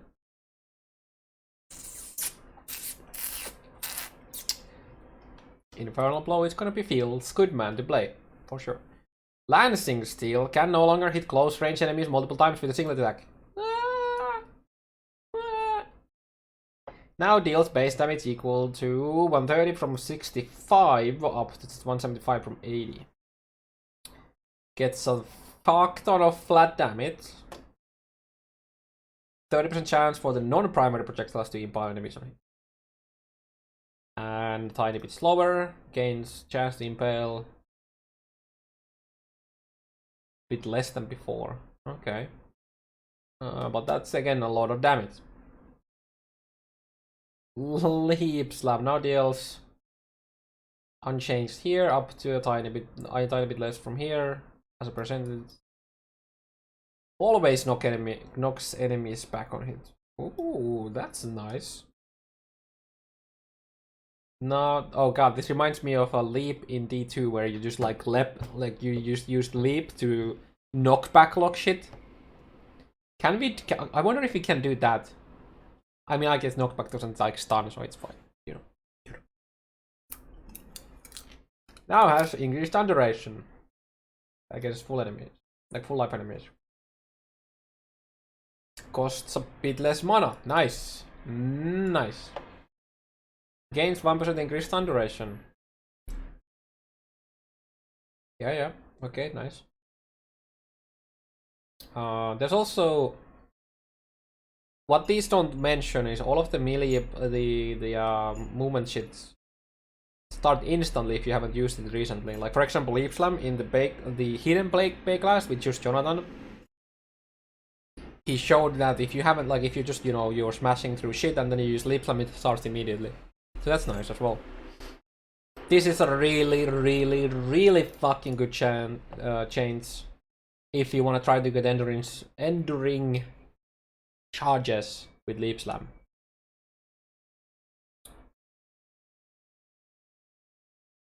Lightning Strike now deals base damage equal to and has damage effective with 135, so a bit higher, up to a bit higher. Adds a bunch of lightning damage. Gains projectile speed and damage just from lightning damage. Oh, nice. I wanna see people play Lightning Strike. Like actually deal damage with it, because not many people do that. Molten Strike. This is where we get the popcorns. Now deals base damage from 120 unchanged up to a bit less. So that means that less, added flat damage is gonna deal less. I mean, obviously they're adding flat damage to it, but like other sources of flat damage will scale it less.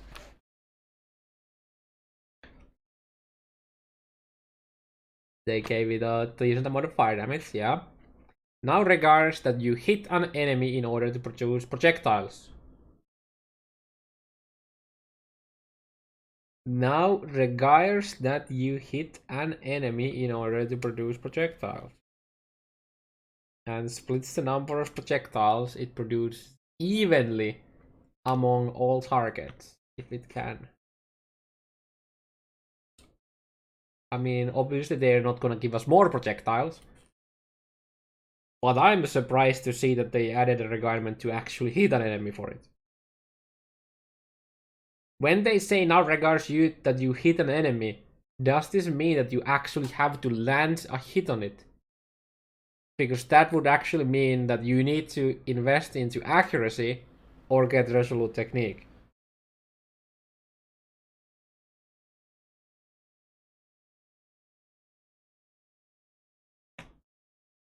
And if that's the case, oof. Projectiles now deal 50% less damage at all levels from 40 to less from. Okay, so that is a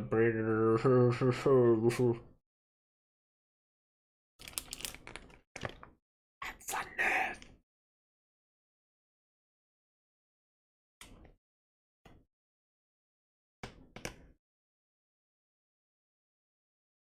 Damage over time from projectiles now. I mean, nobody cares. Actually, never mind. There's the assassin poison build, I guess. now has melee range. Okay, so I'm glad that they are tripling the melee range, so you actually hit the enemies more easily. But I'm wondering if this regards that you actually hit, like land a hit instead of just like your attack is targeting an enemy instead of hitting into empty. That's like, I don't know if which this actually is. Like, does this mean that you have to target something, or that you actually have to land a hit? Also means that ancestral call used for bossing DPS doesn't work anymore, because with that you always target it like next to the enemy, so that the ancestral call would target the boss, so you would get double projectiles. But I think a lot of people didn't really enjoy playing it like that. I didn't when I was playing Molten Strike. But yeah, I mean, it was really fucking strong. It's still gonna be fine. Each ancestral call will have their boss count. Yes, but that's not what I was talking about. You change. I mean, you can change my title if you want, then you're a mod. Just type exclamation title, whatever it's tonight right now, and then brackets, please no spoilers or something like that. Ah.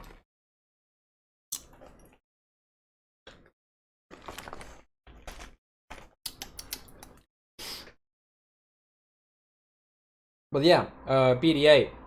What you're saying has nothing to do with what I was talking about. I was talking about when you use ancestral call while fighting a boss. For example, Shaper, where you don't actually target him, and instead of you hit next to it, so that the ancestral call hits, because ancestral call doesn't proc if you target if you actually target something. You hit like to the ground, so that the ancestral call would also add the projectiles. Okay. I mean, I don't personally mind that change.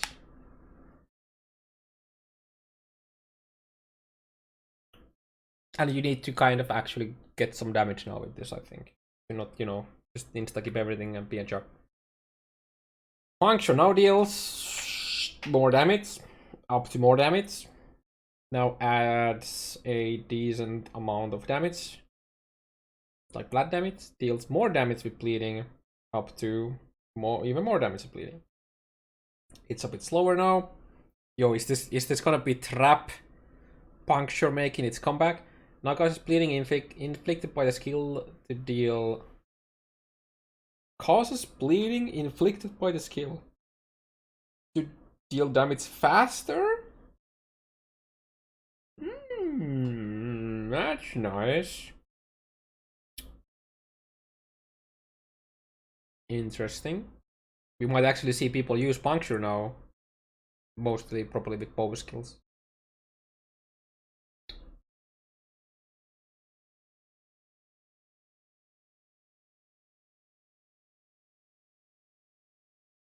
You be out. I know how to read chat. Can you spam the POP's update a couple more times? I think I didn't see it yet. We're not gonna go into there because we're reading patch notes.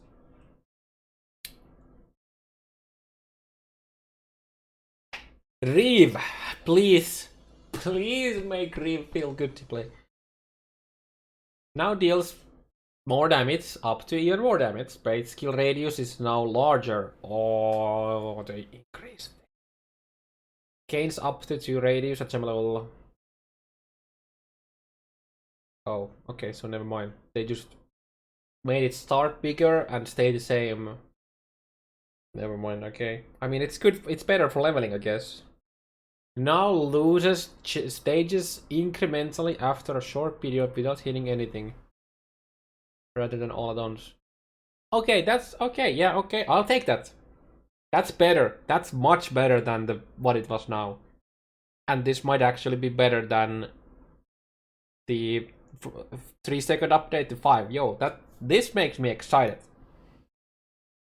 Just the question is how fast they go away, I guess. Okay, that's I will take this. I will take this, and we might actually play Reeve. I'm a bit sad to see Reeve not get that crazy fucking flat damaging the bonuses, but that being said, Reeve was the crazy AoE skill anyway, so you just use it for clear and something else to kill bosses. Well, okay. Alrighty then. Can't get everything, right? It might have been too good if they added like a fuck ton of damage to it. Hey Sapler, how are you doing? Reckoning now deals more damage, up to more damage. Now we're at a decent amount of flat damage. Okay. Reckoning might actually kill a monster now. Good. Repost. Some extra damage. Yep. These actually might be worth using. I feel like people only use these to curse on hit or something like that. And I think people are still gonna only use teach for that, but you know. Or you know, blind or whatever the fuck they wanted to do with them. I only use them for the cool effects, yeah. Shattering Steel. I mean, yeah, you're not most likely not gonna build your build around this. Reckoning, yeah. Shattering Steel. Now deals more damage, up to tiny bit more damage, and got a fuck ton of flat damage, and is now a bit slower. Okay, that is a fuck ton of damage though. Like, oof. Shock Nova. Oh fuck, are we getting to spells now?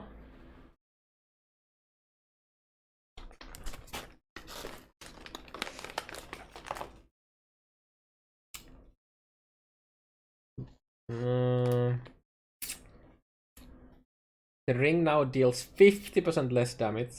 Maybe. Okay. That's a buff. That is a buff. The ring is now closer to the center of the Nova. I guess that's also a buff. Easier to hit single target. It's alphabetical. Yeah, I know. But we're starting to get into the spell things now. Smite now deals more base damage. Is bigger radius, like AoE. At low levels and the same at the high levels, and is slower. Basically, this is worse for supports, but people who actually want to kill something with Smite are better off, I guess.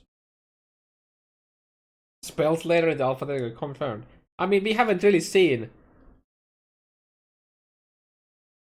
you know. God, I saw Stormbrand. Soul Rend. Projectile now has a radius of 10 from 13. Wait, was this the change to Soul Rend? And nothing else? I mean, this is a big AoE nerf. But they didn't actually do anything to the damage of it?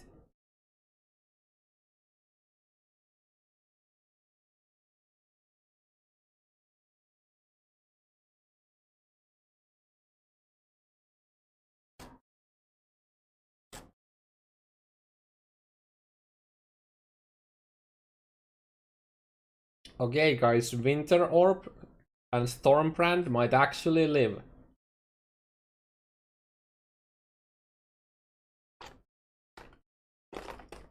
Ah.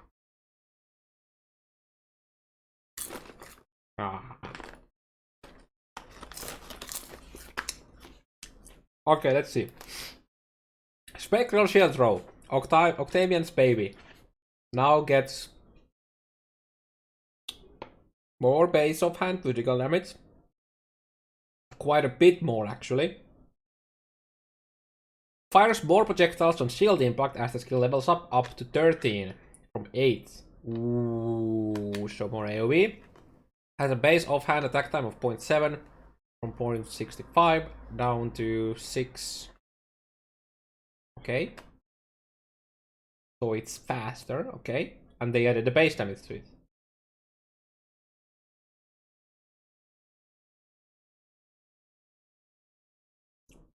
Okay.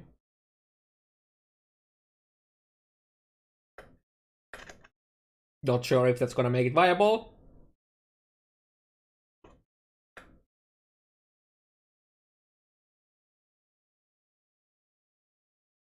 Wait, did I say faster?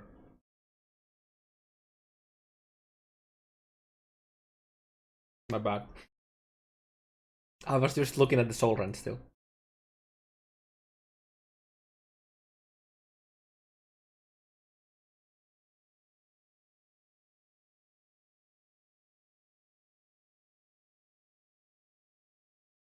Spectral throw. Yeah, it's not a multiplier, it's an attack time. I can read, I was just, I don't know, thinking something else. Yeah, it is slower. Not by much though. And it kind of makes sense they added the damage too. Remains to be seen how good it's actually gonna be. They added a lot of AoE to it though. I need to see what Octavian reacted to that to tell how I feel, because I never ever used this skill. So yeah. It was playable before too. I mean, it was playable, that doesn't really make it good. But I'm going at Spectral Throw. So they buffed the damage up to buffing more damage, okay? So it does a tiny bit more damage. I see. Yeah, the targeting is, I think it wasn't more about, not just about the damage, but it was like had some other issues. But yeah, I haven't played with it, so I can't really talk much about it. Static Strike does more damage, up to some more damage, and now change an additional time. Oh, okay.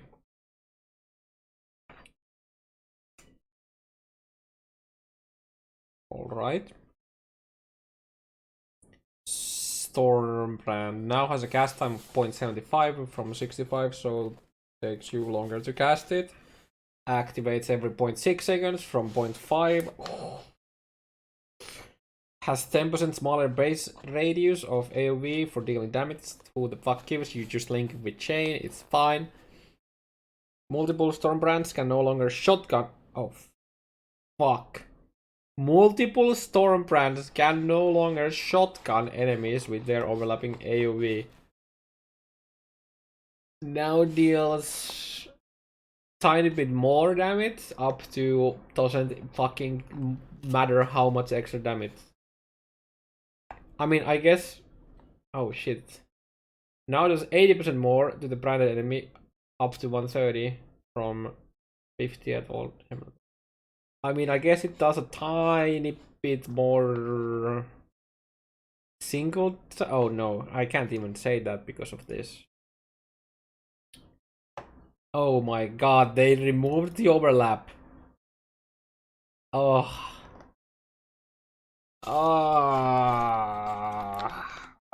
Okay. That's pretty fucking big. Yeah.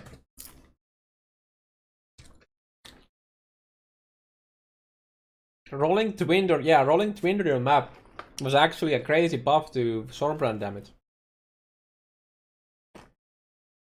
Okay.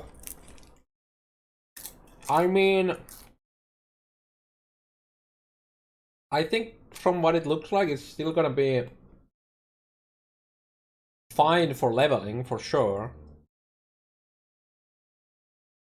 Because Herald of Ice exists. But, oh my goodness, that hurts though.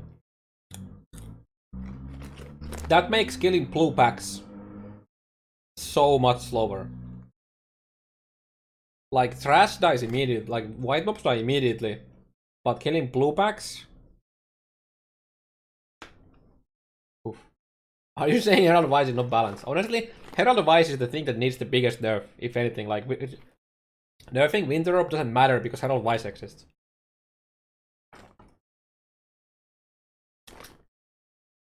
Ah. This is the time where we fucking eat popcorn.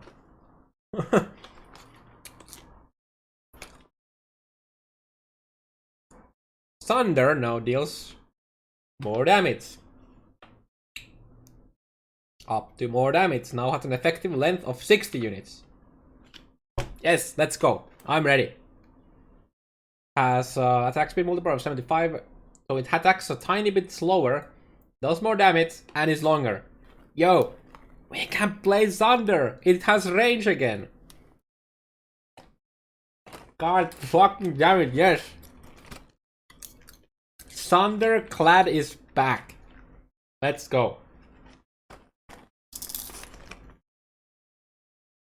I am fucking ready.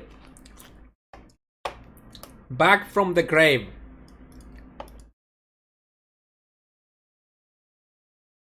Has no added flat damage though, so it has a lot less damage for bossing. But you would just use something like double strike anyway, so it's fun, whatever. You just need to kill shit, like, you know, some trash shit, so that it goes boom boom, and then you just 4-link triple strike. You got a ball ancestor war chief, you slap those boys down, and you know, you don't need Thunder to do crazy single target damage. It's fine.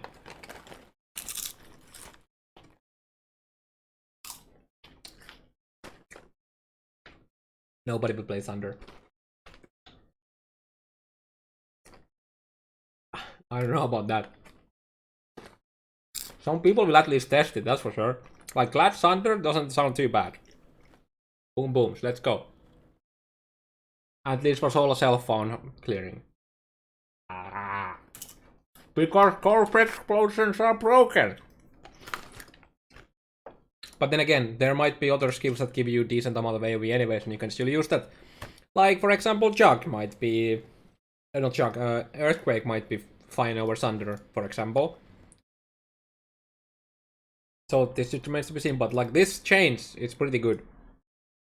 This is a good change. And they did add a fuck ton of base damage to it too. They didn't give it flat, but they added a fuck ton of base damage. That's a pretty good change, dude.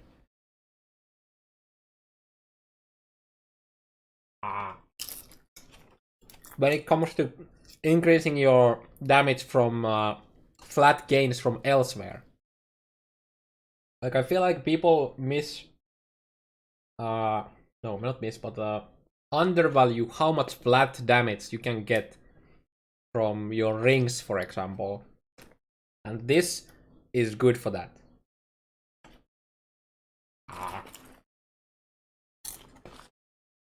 But yeah, it's pretty clear that they were cautious about giving it a lot like flat damage because they don't want this league to be just Thunder again, you know? That's so clear. But yeah. Like, the biggest issue with Thunder was it didn't really feel good playing because of the radius.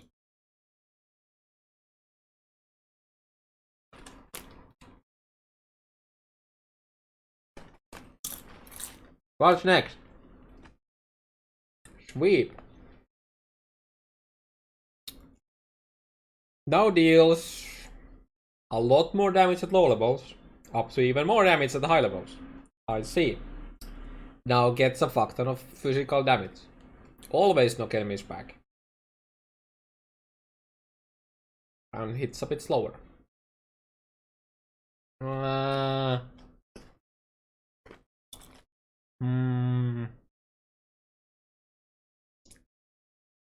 I wish...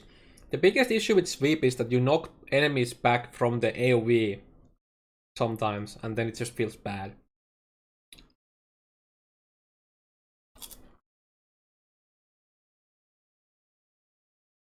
So I feel like if you want to really play and feel good about sweep, you have to use Empire's Grasp, and that means that you have to drop other good gloves.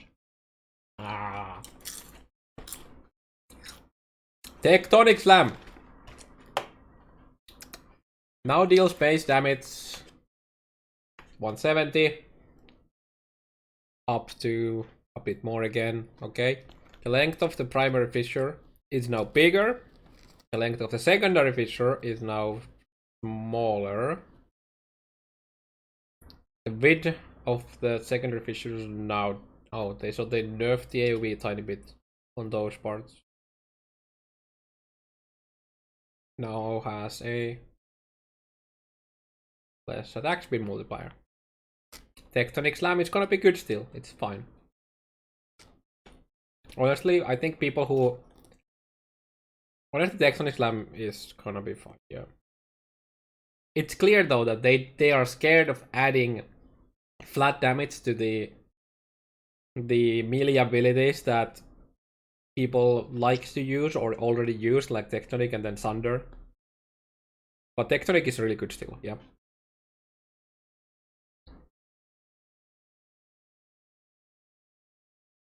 Vengeance now deals more damage, up to more damage, and gets a decent amount of flat physical.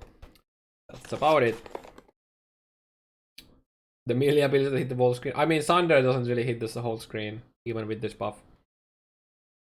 But shit like Cyclone will actually be fucking full screen now as well. We are actually gonna see full screen Cyclone builds.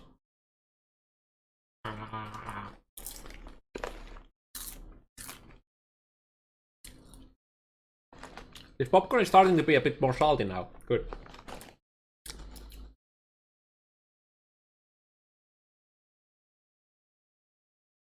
It multiplies attack speed. That is a 0.85. That is a slower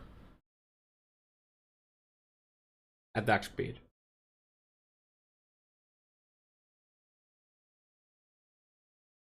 Don't worry, it will get more salty. I'm ready. Vigilant Strike. I don't. Did somebody actually use Vigilant Strike to deal that, like, you know, killing shit? So they gave it more attack range. Nice. So I can get my Vigilant Strike off. But it's slower. No.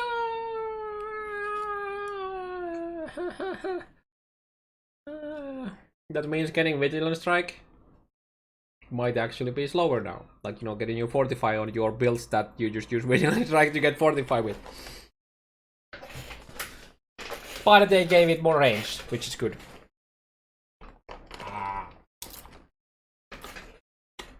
Why Burst Strike does less percentage, like base damage, converts more physical to chaos, and you get flat chaos.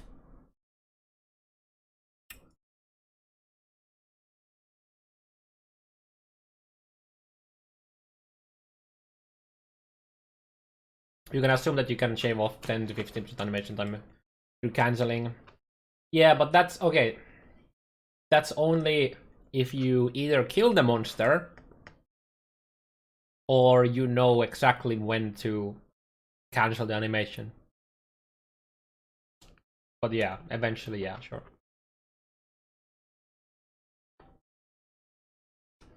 And it gets some duration. Time to get even longer poison stacks.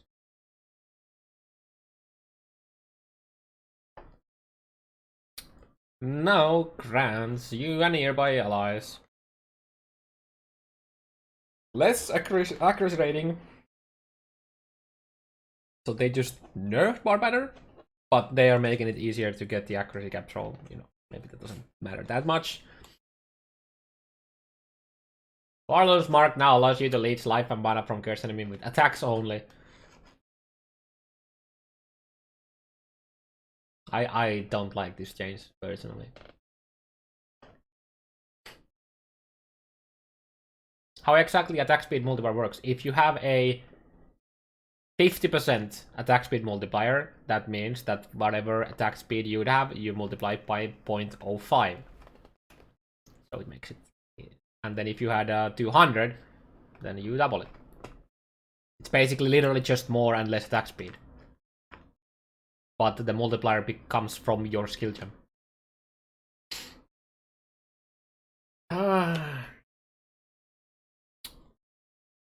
Berlin Blades deals damage. Okay, nobody does damage with this. Has a mana cost. Okay, so they lowered the mana cost. Nice. Okay, that's good, I guess. Especially early on.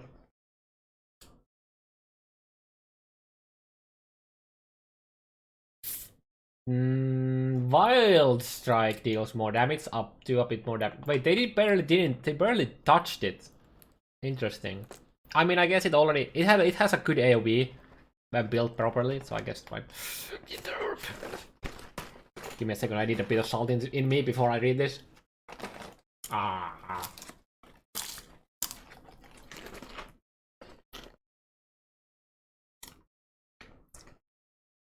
Deals 30 to 37 cold damage from 25 to 31. Hey, that's a buff, guys.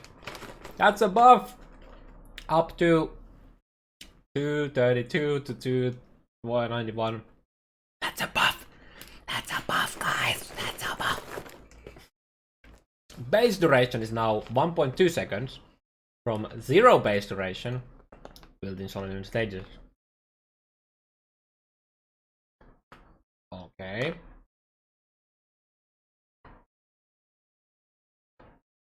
Now states that increases and reductions to cast speed now also apply to projectile frequency.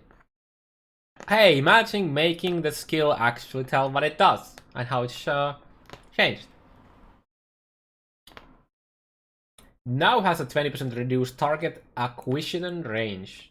So basically, you don't hit mobs at the 2 screens away from you anymore. Now fires projectiles every 1.6 seconds from every 0.8. Oof. That's halving the DPS. Now gains 20% increased duration per stage from 0.4 seconds.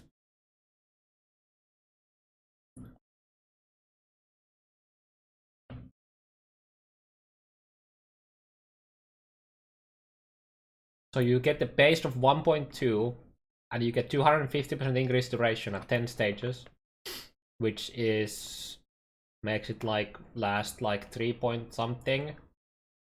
Somebody do math. 1.2 multiplied by 250%. From previously having 4% base with 10 seconds. This makes increase the duration clusters on the skill tree in a lot worse. Like a lot worse. Lot worse. So basically they reduced, it means that you have to cast it more often. So you can't just put it up and then run around in your map for 5 days, And it fires half the speed, which makes it feel really bad to play. So the duration went down a lot. It hits less often. Now has more projectile frequency while channeling. But if you're channeling, it has the same speed as it had previously. 4.2 seconds. Okay, yeah. Yeah, okay, so the base, if you didn't have duration clusters, it's actually slightly higher duration. It also means that using increased duration support feels bad, man. I mean, not everybody uses it anyways. But yeah, getting the duration clusters are worse now. I know how to recast it every 5 screens instead of 10. Yeah. I mean, the duration itself isn't the issue. The big thing is about the project, how often it uses the projectiles. I think Winter Orb is gonna be fine. But people look at these number values and like, oh my fucking god, they killed it. I mean, they basically, when you're running around, you deal half the DPS as previously, pretty much. But when you're channeling, then it does some extra. So if you have a build that doesn't have to run around when boss fights, yeah, you're a trickster, it's fine. Oh yeah, the range nerf. Okay, I forgot the range nerf. The range nerf is gonna hurt it for sure. But it literally was hitting targets at the edge of the screen, like in the fucking corner of your screen, in the normal setup, like normal full screen mode, and not like a super wide screen. And most of the clear from Winter Orb usually came from Herald of Ice, anyways.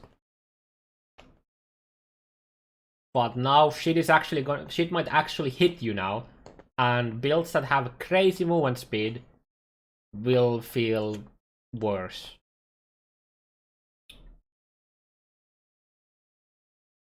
Your single target is better. A tiny bit, assuming. I mean, it's the unnoticeable difference for single target, and that's while you're channeling only. But I like the fact that you have to like. I like the fact that now there's a difference between not channeling and channeling. That's a good change. I like that. And it's hard to say. I think you really need to play it before you can tell. But from how it sounds, from looking at this, I think it's gonna be fine with Herald of Ice shit. I think it's gonna be fine. Especially when you get crazy cast speed. So I think it's gonna be fine. Wow. It's not gonna be, you know, everyone playing it anymore. But I think it's gonna be okay.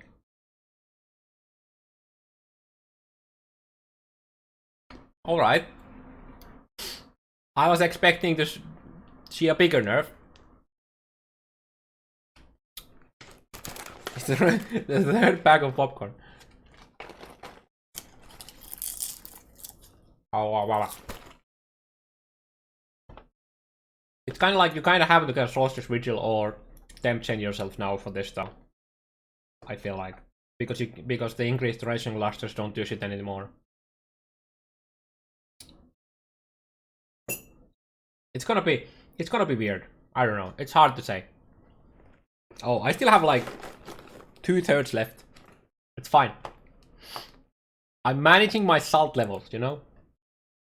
I feel like they might have overdone this a bit.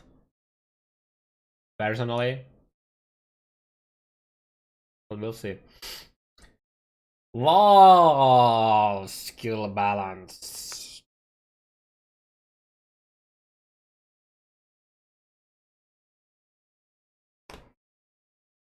Ancestor War Chief, basically unchanged. While Cyclone, they gave it a bunch of flat physical damage. Okay, had a bit of attack speed, multiplier 2. Modified simulate attack rate now, okay, so that's just the buff. Wall double strike. Now deals less base damage, and has just chance to bleed. Actually nerfed wall double strike. Actually nerfed wall double strike. For at least for builds that have a decent amount of chance to bleed for getting the flat thingy. I think it's still gonna be fine though. Like 33 from 40.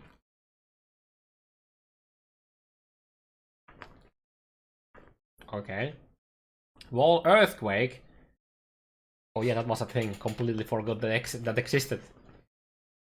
Now benefits, you know, gets a bit of, well, quite a bit of flat damage. And just, yeah, okay, so they buffed that. Okay, good. You can start with melee and deal damage. Yeah, that's decent. That's nice. Wall Glacier Hammer converts a bit more, gets the same flatty attack, cold damage, and has chill effect. And it's even easier to freeze with it. Okay. Oh, alrighty then. Wall Ground Slam gets a fuck ton of physical damage and gets AoE. Okay. Wall Immortal Call. Wait. All Immortal Call doesn't exist in Temp Leaks.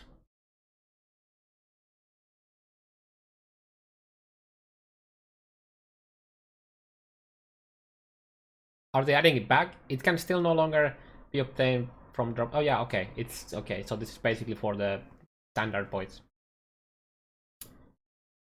And will receive a full rework in the future. Ooh, interesting. So they actually just buffed it. They actually just buffed Ball Immortal Call for the people who use it in standard.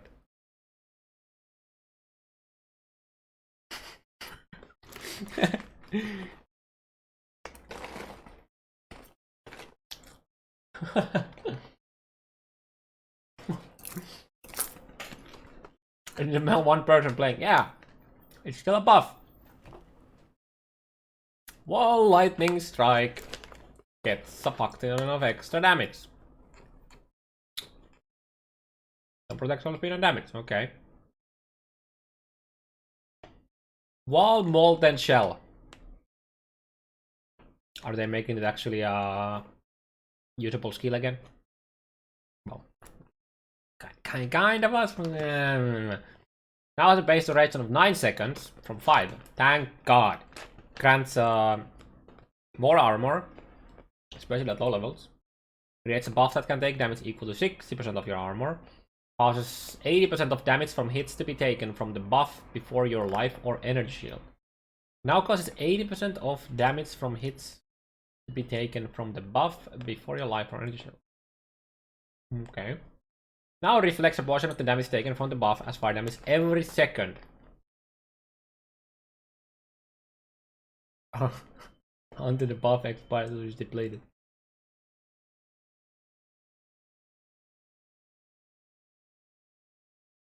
Now reflects 100% of damage taken from the buff at fire damage when the buff expires or is depleted at similar 1 up to 1050 at 20.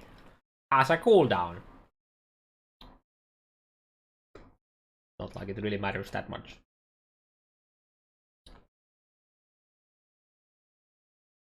Every second. I mean, previously it was whenever you were hit or when you took damage. So the amount of damage you deal got nuked. But it looks like people are still. It looks like people are gonna actually use it on a builds that aren't completely built around it.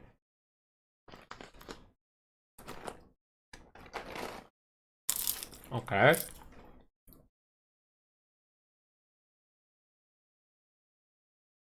Okay. You can do a lot of damage with it if you have a lot of armor.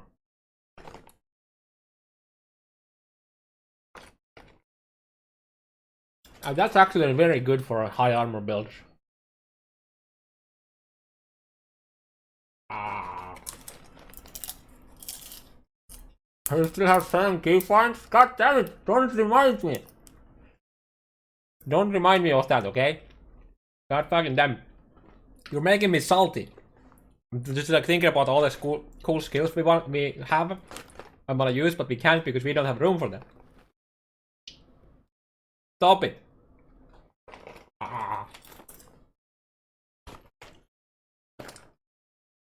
Wall reel. Oh shit. But yeah, the wall molten is actually nice for builds that have a decent amount of armor. I like it. Has an attack speed multiplier of 250 rather than 150% more attack speed. No, okay, so they just changed, I think, the same thing. Okay. Alrighty then, so basically they just changed the... They just basically changed the, you know, how the stages deplete.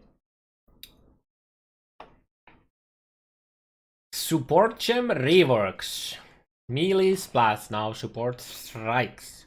Now creates a melee splash for each enemy hit.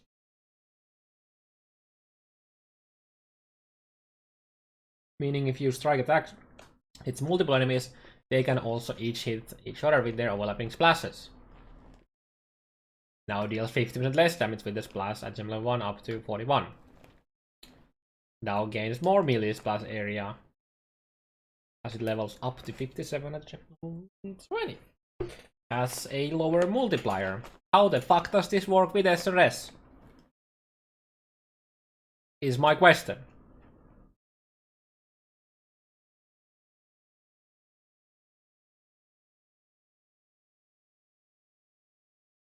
Like, because SRS is kind of unplayable without melee splash.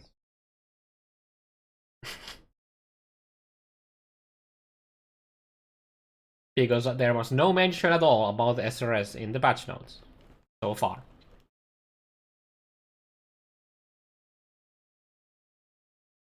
This makes me worried that they would forget. And I don't think melee builds are going to be using melee splash that much. Even though it looks like you can do some crazy overlapping AoE damage with it. If SRS doesn't get strike tag, it's actually dead. Yep. I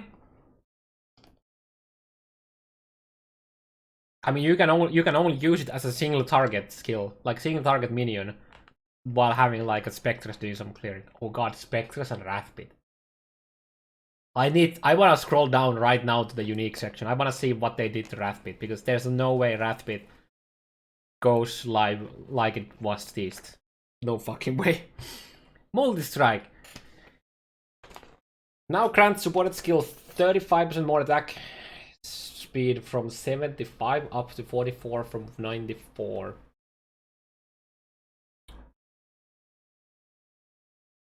Now causes the first repeat of supported skills to deal 40% up to 50, and the second. Also, they added more damage. Okay, that kind of makes up for the attack speed loss, but it's gonna make the skills feel worse to play. I feel like they're gonna do more damage, but they are gonna feel worse to play. I feel like, because if you can't finish all of the hits, you lose out on a lot of damage. But at least you don't get stuck. You can cancel mid animation. Yeah, but they make it so that the attacks happen slower, which means that you're most likely going to be canceling the animation for the last hit, because if you want to dodge something, or if you accidentally moved or something like that.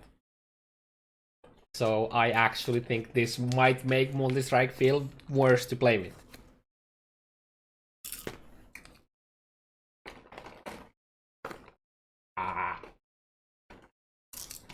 But I guess we have to wait and see.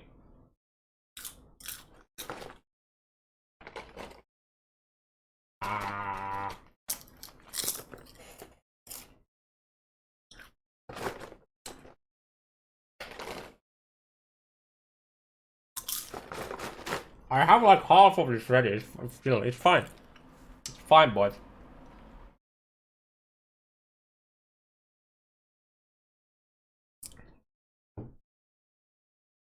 I guess it's just time. Just play Berserker, because, you know, crazy attack speed. Support gem balance. We changed the way supports which try to do different things to different skill gems at the same time work by splitting different effects up. This results in some extra lines on some support gems, but the functionality will remain the same and will prevent unintuitive behavior in the future, such as the case in 3.6, where cast while channeling prevented arcane shards from supporting the channeling spell due to making both the channeling spell and the non-channeling skills it supported card is triggered. I hope the YouTube boys who say that I speak too slow enjoyed that. Okay. Thank you for fixing that. Good. Thank you. Fortified support. Supported skills now have 50% increased fortified duration at gem level 1 up to... Okay, so they buffed that. Good. That makes my Vigilant Strike last longer. Oh god, please don't kill the fucking threshold jewel, by the way. Please don't do that. Supported skills now deal 20% more. Up to 34. Okay, that is definitely a valid support gem to use. Okay, 34 at 20, which is going to be like 35 at 20 more. Yeah, that's going to be fine. People are actually going to be using Fortify. I am sad though that it's fucking physical damage. Why are you making it more physical damage? What the fuck? Why, GGG? Why do you wanna fuck elemental attack builds in the ass like this? Why? Why? Why? Because conversion is broken. But this works with conversion, so it doesn't matter. This works with conversion. This literally only fucks up builds that don't convert. This is fine on pure physical, it's fine for conversion, it's fine for any kind of added elemental from physical damage. But this fucks over elemental. Why would you do this? And they are nerfing the elemental damage from Abyssal Jewels.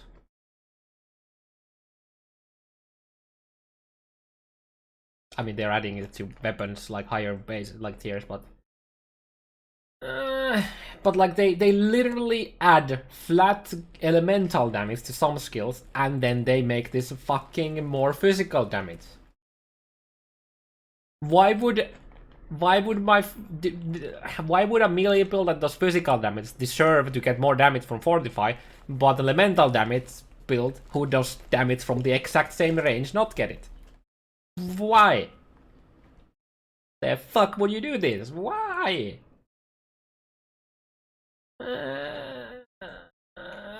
It makes no sense. Still works with conversion, yes, but there's actual people, including myself, who would actually like to play like an elemental cyclone build, for example. Because it's only logical. I think you missed IL from that.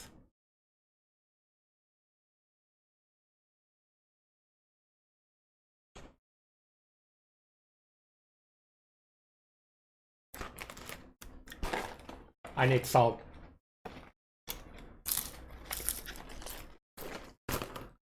Fuck, I think I need to go get some more salt. Logically. The other, you know, part of it.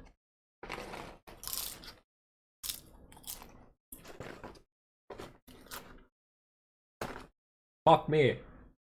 And this chains. I mean, okay, it's nice for physical, I guess, but that's it. I'm gonna burn it.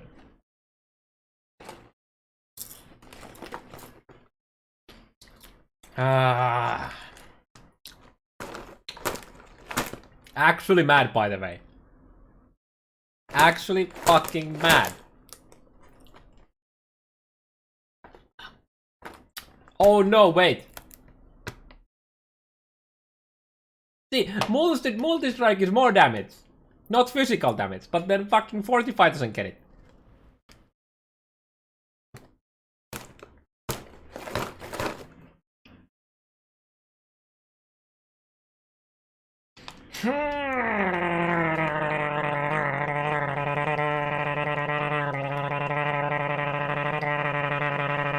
I don't know, fuck.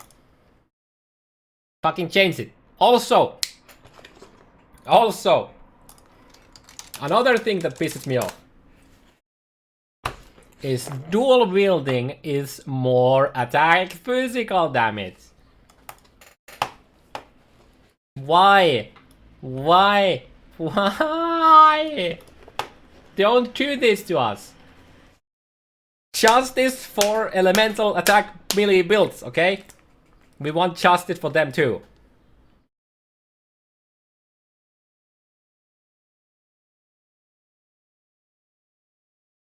Justice for elemental attack melee builds.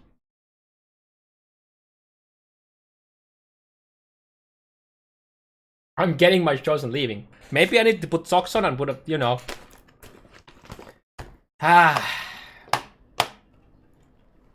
You're coming with me. So you're gonna stop at like Finland when you fly from Sweden, just so we can, you know. Okay, good. Just hit me up when you're here.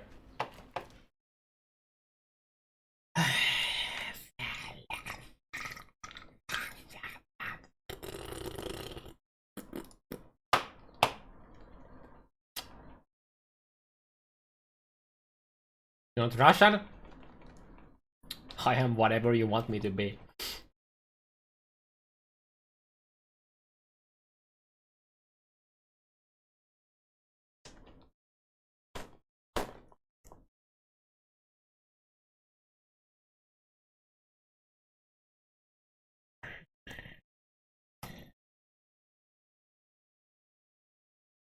Vittu.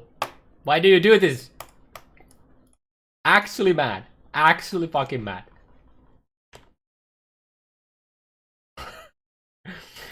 I don't know. I skipped the denial like just completely. Infused channeling. Let's move on. Let's move on before I hit the fucking screen. So mad. You just finished words. Oh yeah, that's true. I actually just swear in Finnish. Perkele. No, infused channeling, no. Okay, that's nice. Thank you for making infused channeling at least, like, you know, make work with physical. Now, can you just like change the above to work with non-physical? No longer implicitly provides a reduction to physical damage taken, and will only provide charge reduction while channeling. Okay, that's fine. That's, yeah, I'll accept that. Smaller. So mad. Lesser poison gives you a fuck ton of extra chaos damage, okay? Mirage Charger no longer causes skills used to vanish at the end of its duration. Those skills will persist until they are finished doing whatever it's doing. Oh, nice! That's actually really good for shit like, well, anything that has a duration. No, the physical mana now. Screw elemental. Yeah, fuck you. God damn it! Ah. I hope you guys had popcorn around this perking up. I was ready to go full Quinn and start fucking screaming like a 2-year-old when they took the fucking lollipop away, you know? It was this close. This close, guys. Poison now causes skills to deal no more damage with poison at gem level 1, unchanged, up to 28%, so they buffed it, okay. Okay, good, I guess. How Exile Mirage Charge affects gameplay. For example,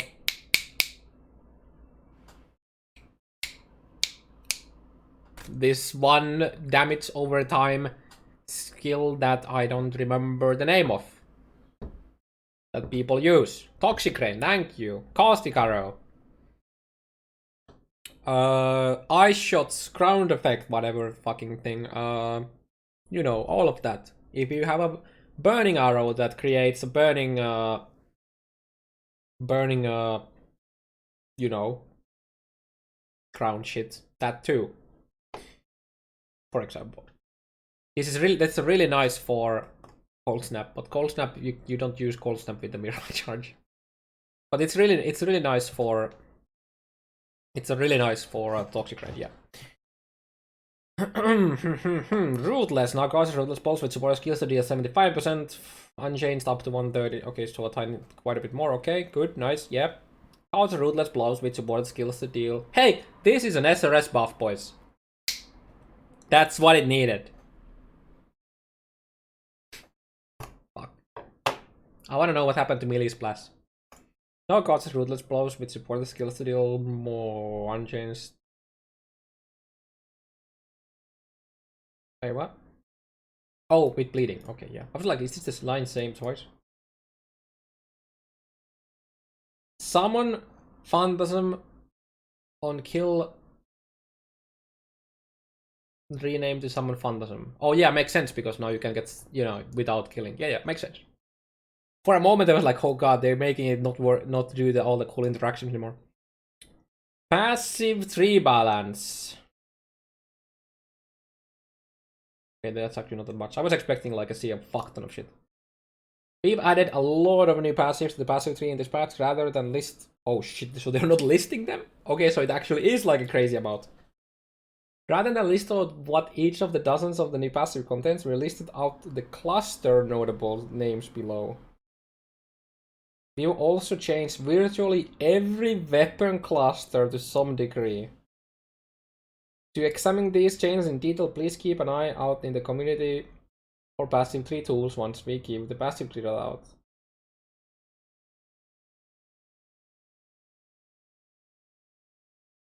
Interesting. Listed below are the new additions and removals. Added a new keystone near Witch, so the Wicked Ward. Added a new keystone behind Blood Magic, Mortal Conviction. Overcharge and the preceding small passives have been moved. Yo, wait. Are you telling me I can take these 3 nodes without taking Conduit?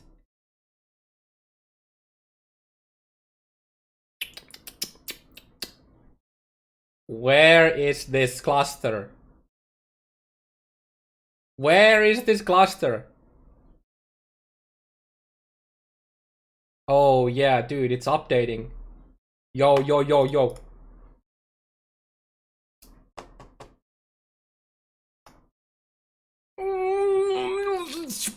You saved 2 points?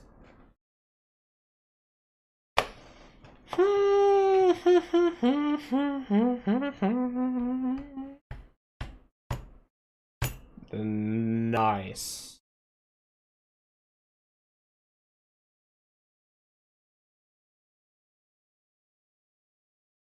Wait, is that the first? Yo, guys, we are seeing something that has never been done before. One of these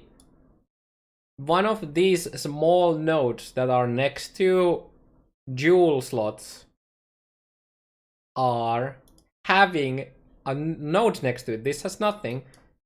This has nothing. This has nothing. This has nothing. This is nothing. The OCD hits. Oh yeah, where's... Oh. Moved. I mean, you sure did. You sure did move it. I remember they mentioned about remove the crit node.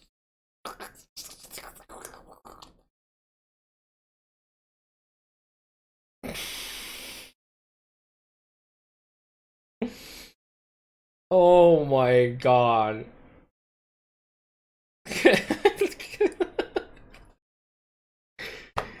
Why didn't you just like remove these nodes?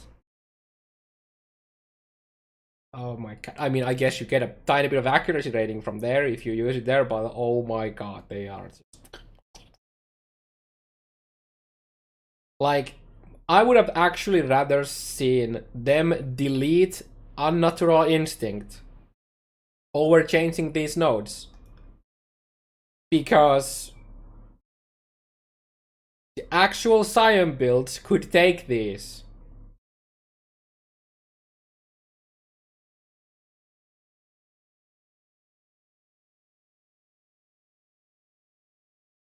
Does the break life support Meeks? Yeah, you'd have a Meek here and you would get the extra crit multi there. These are so... I mean... I don't know if you would call them dead. Like you're still gonna benefit from these, right? You get a Meek here for getting more life. And then you put it here because you get movement speed. And either spell damage or attack speed. And slash spell damage. Plus these life nodes there. But holy fuck, they did really killed these nodes. Like, you can still use the instinct here, but they fucking killed this.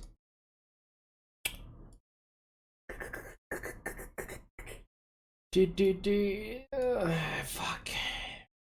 Like, nobody's gonna take these nodes unless they have Unnatural Instinct and like at least 1 Meek. Yeah, okay, let's keep reading. DK Ward and the preceding small passive have been moved from behind Necromantic Aegis to across it. Yeah, they're talking about these nodes. Yeah. You know, that's actually, in a way, I like this change because now you can get block nodes to your minions without having to take the Necromantic Aegis.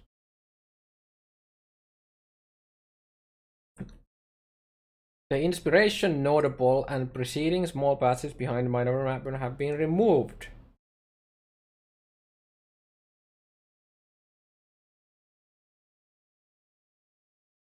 I wanna see what this cluster is, but I'm not gonna do it yet. Removed hybrid weapon passives and notable such as deadly dilettantes, which grant bonuses to multiple individual weapon types. Oh no! But how about those 2 people who were using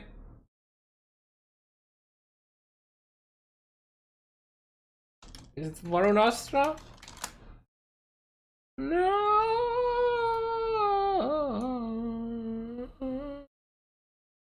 Who the fuck will pick block for minions? I mean nobody, but it's nice that you can if you want to.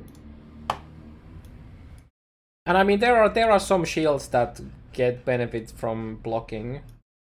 If you put, I mean then it would also take necromantic aegis, but yeah. So wait, what did I read?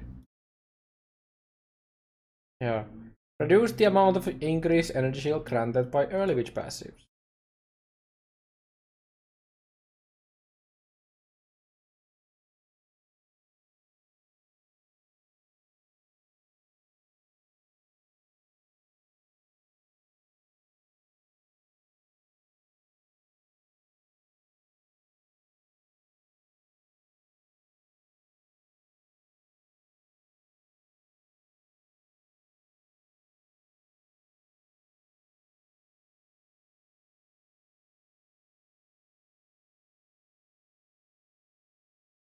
This is a buff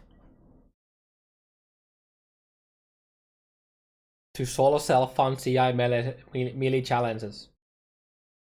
Because the issue with those builds is that you don't get that much flat ES at the beginning, but now you get the fucking all the flat in the world on your way to CI. But everything else got nerfed. Okay.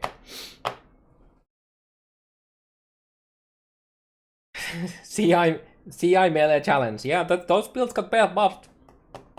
I am looking at from the positive side, boys. You know.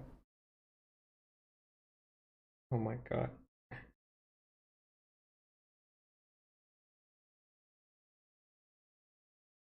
How much flat, like how much percentage ES would you need in order for this to become even close to the percentage nodes that you had? Because you get so much flat ES from your gear, like it's... Oh, fuck. Can you find the positive side in the physical damage on 40? Fuck you. That's the positive change. I can tell you to fuck off. God damn. No, the positive change is that I can play a conversion build and benefit from that. That's the positive thing.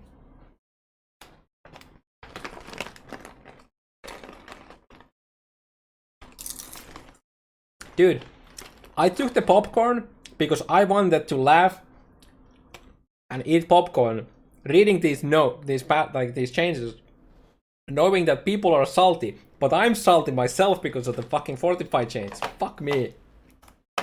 Oh yeah. Fuck me, dude. This didn't go as planned.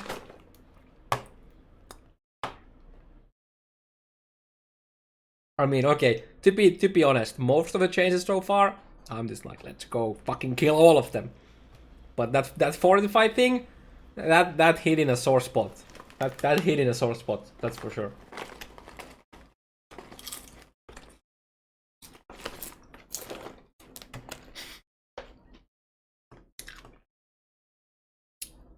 Fortify change. They added a more multiplier to physical melee damage only, not melee damage. While shit like multi-strike has a more melee damage, which applies to elemental damage too.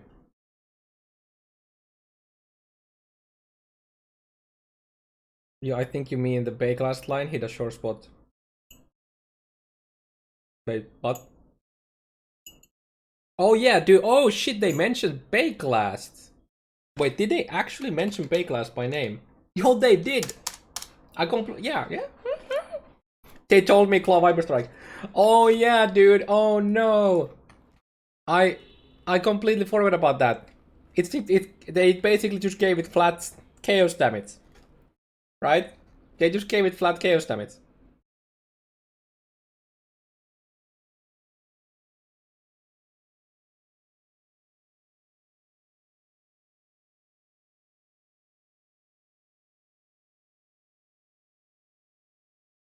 You know what? You know what? Tarky? Fortify doesn't scale this. Oh, I get fucked, bitch. No.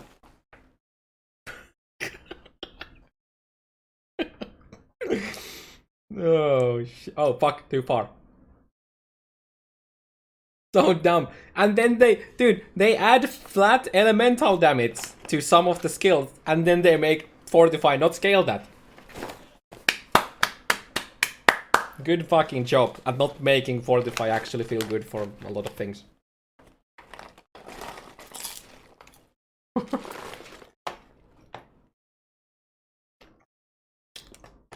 Okay. Yeah. It's a good moldy. Added the following new notables and associated small passive skills to passive skill tree. Ripkey. Oh my god. 1, 2, 3, 4, 5, 6, 7, 8, 9, 10, 11, 12, 13, 14, 15, 16, 17, 18. Oh my. This is so many nodes. Okay, chat. One that we go then individually now. 0 if we read all of the other passive skill tree changes, including ascendancies, and then we can look at this. Because we will look at this. But will we look at them now or after? Lind, stop spamming.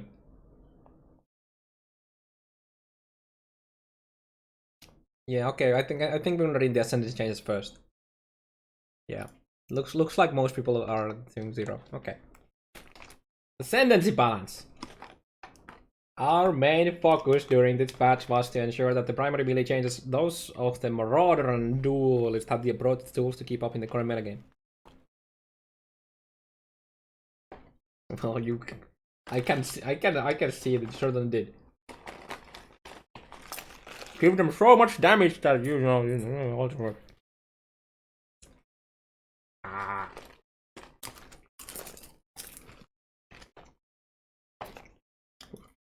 We know this already. We know everything about Slayer. If they did some changes to Slayer post the reveal, let me know. Otherwise, I'm just keeping the ones that we already know.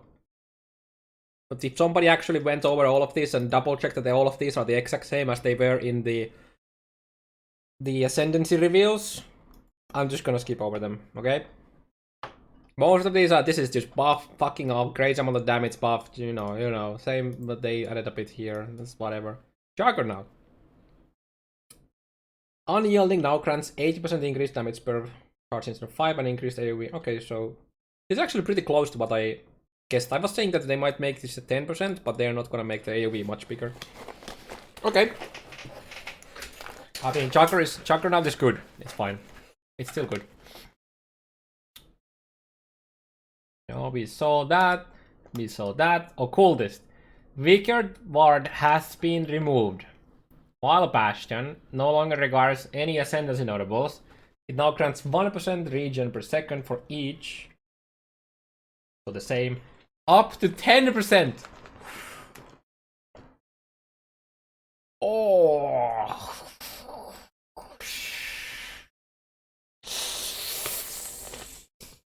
Oh my god. Now, no longer grants 150 flat. Oh my god, that hurts. Oh shit. Each of this, ink, oh my, what?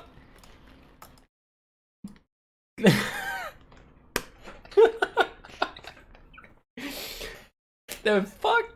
Really? I mean, that's a way to fucking kill occultist ES bets build, I guess. Oh my god. Wait, really? Oh shit. Hey, you know what's the kind of interesting thing about this? You might actually now play an occultist and go EBMOM, because why the fuck would you go? Why the fuck would you not do that? Because you know. Oh shit. Or hybrid, yeah. Oh my goodness. Also, this looks so freaking. This looks so weird now. That there's nothing here anymore. Look at the fucking. Is this the first time ever then when they actually removed a notable? Like just like straight out removed. And they didn't buff any of these. I mean, okay, this is malediction is still good. I mean, you can still. Fuck, dude.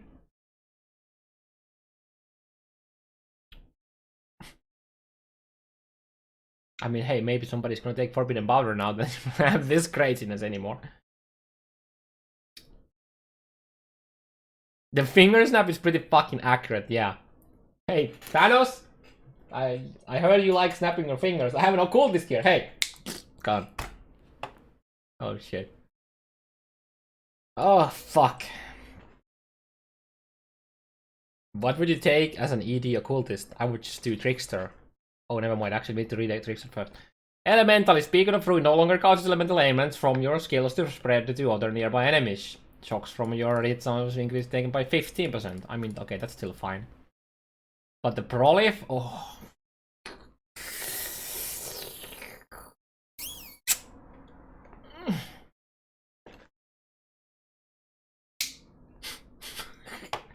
Elementalist, more like Golemancer. I think Rice was on a denial yesterday saying Elementalist is fine.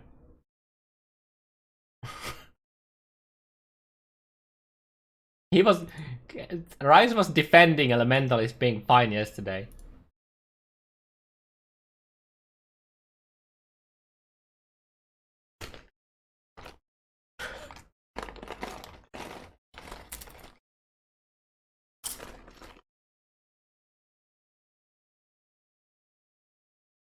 Did they change anything else? I mean, there's nothing else mentioned here.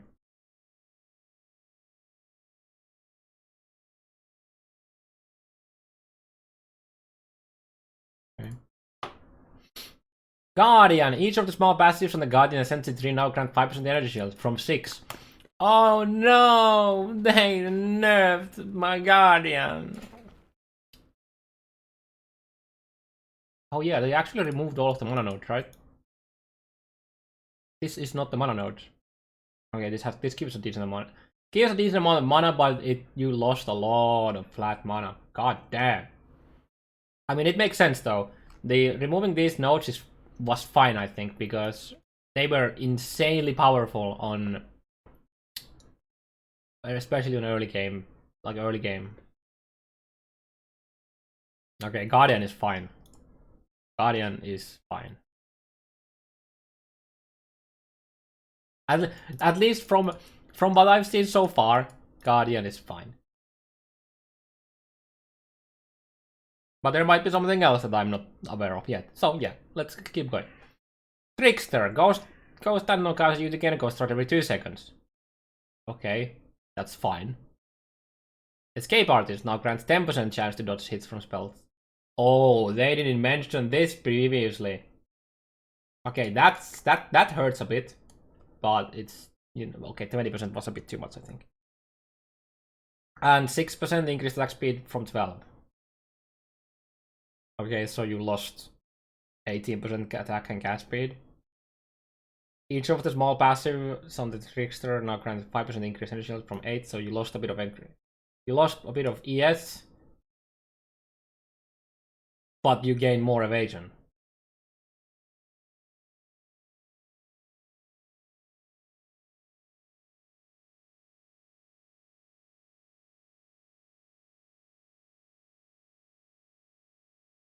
The nerf of attack and gas speed is fine. The every 1 second to 2 seconds is fine. The dodge to spell hits is like the only thing that, dude. Trickster is fine. Trickster is gonna be played. Trickster actually dodged the bullet.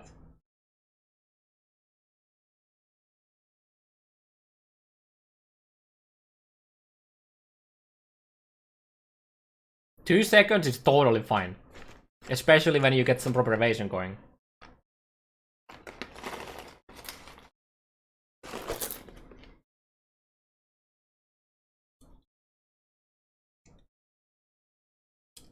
So yeah, anyone, there was a person who asked about what would I do as an ED occultist. You don't do occultist, you do trickster.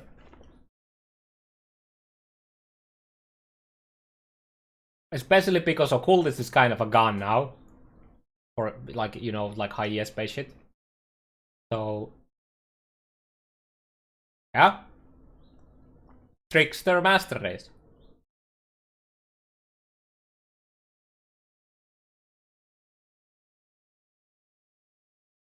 Yeah.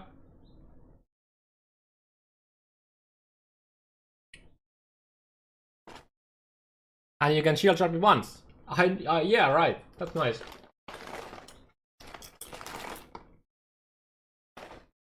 Yeah. Ah.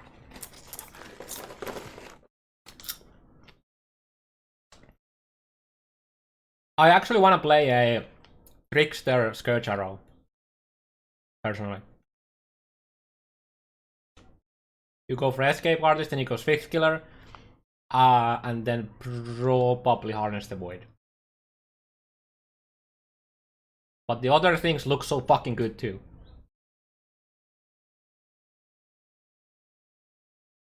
No, I said I'm gonna get popcorn. I said that I'm gonna get popcorn for this.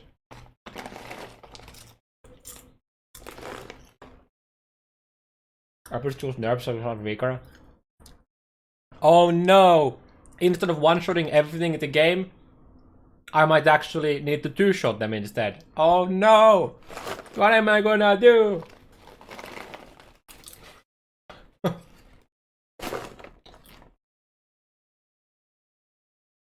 It's gonna be fine. Deadeye, faster than your grants 50% more accuracy rating. Before. Oh. Oh ho ho ho ho ho! They nerfed Deadeye! I mean, it makes sense because they were saying that accuracy is gonna be easier to get. Okay. Ascendant changes. Ascendant's person can now grants rage on hit with a maximum rate of 1.3. It also grants 15% more damage. Up from yo, yo, that's actually not bad. Okay, that's not bad. Ascendant Steve then now has 20% chance to apply Cover in Ash from 10 and 40% increase fire damage. Chance to Impale, okay.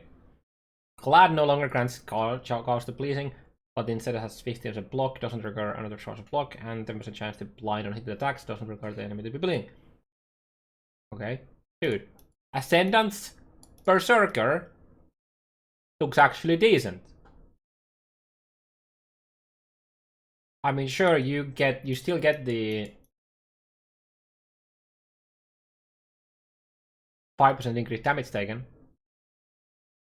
The issue is that going a crit Ascendant kind of hurts because of these are now gone. I mean, you can make an Ascendant without these nodes. I mean, I played Scions without these nodes when they were crit nodes.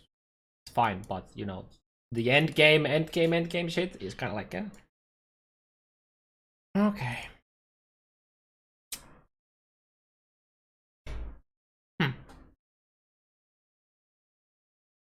Berserker actually gets a lot of damage now from on Scion too. That's actually really nice. Oh fuck! Okay, the attack damage leeches life if you killed recently.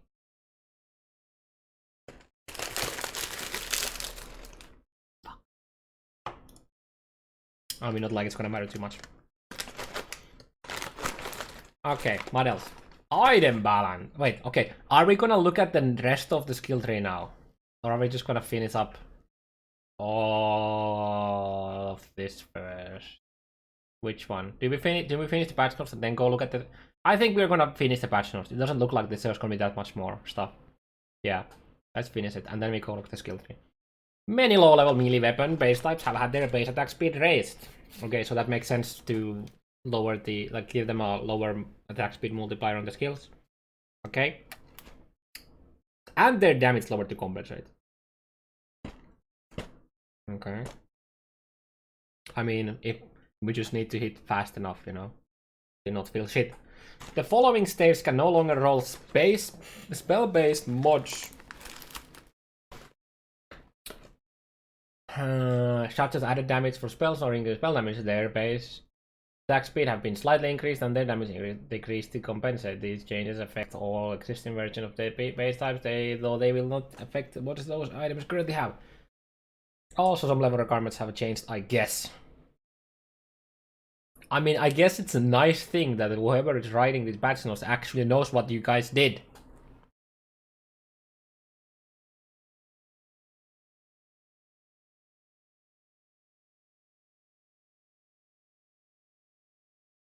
Okay.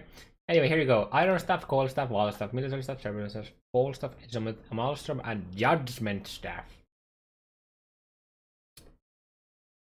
The above staves will be swapped to a new War Staff weapon class in the near future to help differentiate them. I said this in the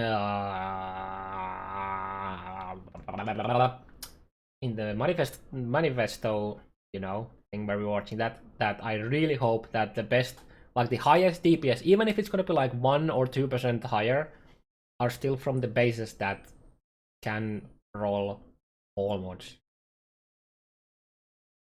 That's my hope, so that getting the absolute best in slot is still gonna be better from those that have higher, like, the harder to roll. Even though rolling a proper, you know, melee attack weapons from this is already hard, even if you can't get caster mods, but still. Fresh meat. Follow me on Twitter X. You actually have enough viewers for you to do that? You actually think that the people who are watching me right now aren't or already following you somewhere, somehow? I guess thanks. I should totally ban you for advertising yourself, okay? Imagine using Twitter.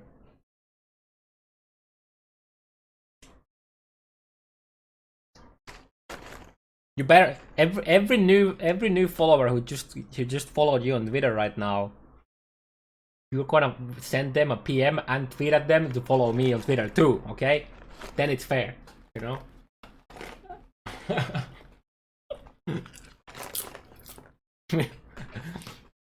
The following daggers can no longer roll spell-based mods such as added damage for spells or increased spell damage. Their base attack speeds have been slightly okay. Okay, knife Sai. Poignard, cutting knives, usual armor, okay. They will be rune daggers soon. Okay. They will continue to be able to roll both attack and cast modifiers such as... okay, yeah. So wait, do we actually have to remember what bases can roll spell mods until they are making the new weapon classes? So we're actually not getting the weapon classes done for this?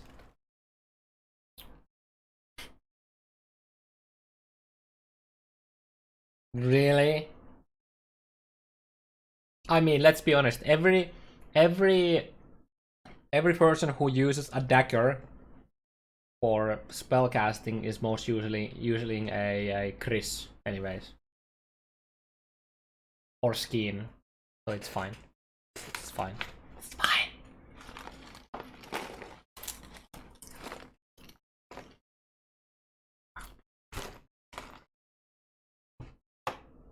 Chris Wilson, yeah. Orb of Horizons can now drop from monsters and other currency sources. Yay, let's make Outlaws even easier to get past. I mean, I'm fine. That's fine. It's whatever. Deep inside, I'm dying. It's fine. Adjusted the drop rates of certain items for... Oh yeah, Horizons won't let you sustain red, like T11s or T10s yet, so I'm sorry. They should make them Harvey orbs instead.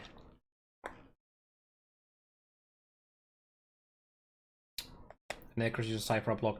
Oh yeah, you're right. Some people use Side Dagger for block, the block impush. That's true. That is true.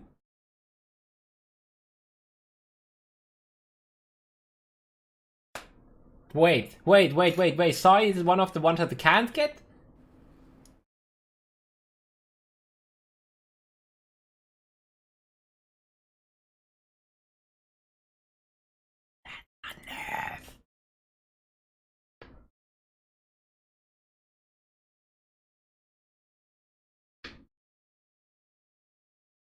Rip that one.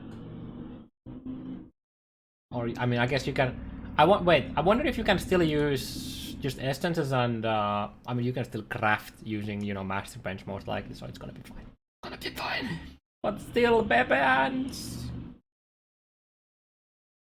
The Necrom nerf you've all been waiting for.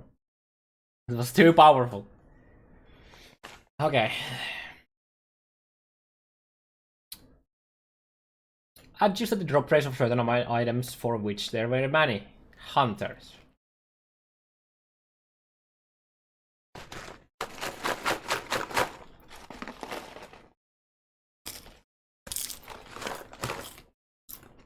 I'm fine. Dense fossil can no longer craft increased armor based on orange, some fixed modifiers, and now has new mods. It can craft each slot. I'm fine with this too.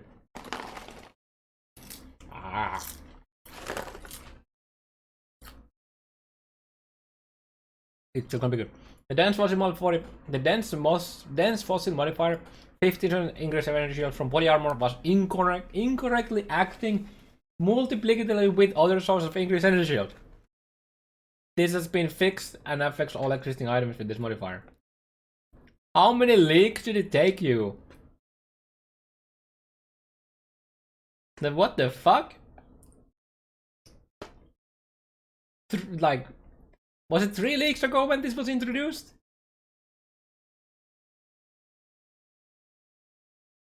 And you didn't notice it wasn't working as intended?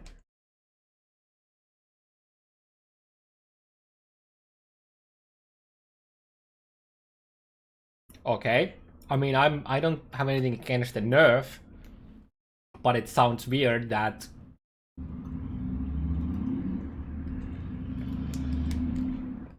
it was like this. This has been fixed and all of and affects to partially, but intentionally not entirely. To partially, but intentionally not entirely compensate for this change, it now grants 20 to 30% increased energy from body armor. Okay. Alright then. The Divine Vessel is now 1 times 1 item rather than 1 times 2. Yay! Nice. Imagine they're actually making items smaller so we can pick up more items while we're mapping. Think about that. The price of Divine Vessels crashing down. People actually can pick them up now and not feel bad about it, right? Huh? Keep on.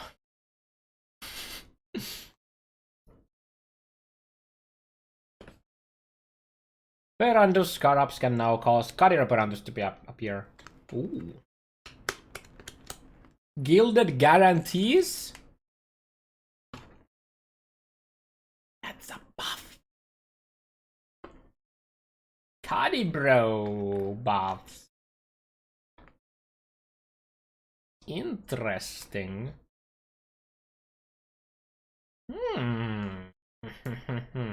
That also makes sense why we have a Zana mod for Perandus now. You can actually farm coins and then try to actually get something out of him. Nice. I like this thing. The values on life, mana, and energy shield Modifiers on abyssal jewels have been reduced and the top tiers made rarer. The top roll for these modifiers is now 40 from 50. Oh no! Oh no! Only 40! Oh no, my build is dead. I can't survive with only 40. Fine.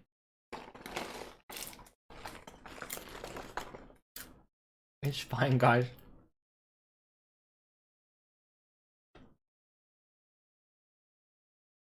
Don't do that unless you are hoping to create one of those. Combining existing jewels will update them to these new values. So don't do that unless you're hoping to create one of those viral videos that are all the rage these days.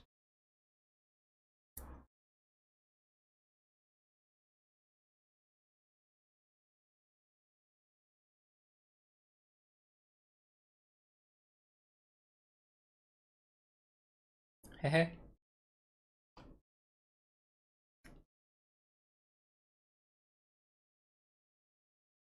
Is it okay? Yep. Added damage of all types on abyssal jewels has also been lowered by about 30% at the top end. Oh no, my build that did 15 million DPS will only do 15 million multiplied by 0.7. But yeah, I like you might actually want to use normal jewels now. Think about that.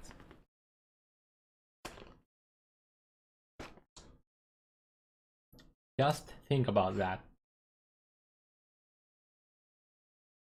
Scaling down to lower tiers. Top tiers of these have also become more rare. This is true for all top tier added damage modifier and average jewels, including caster and summoner ones. Yeah, double. Yeah, but now you're gonna be trying to get those more often, and you know. But yeah, double crit multi attack speed life were really fucking good already. It's just like elemental attack bow builds. For bow builds, the damage you got from jewels was insane. You know, well, those Fin Ripper builds at least, and you know, Scourge Arrow and shit like that.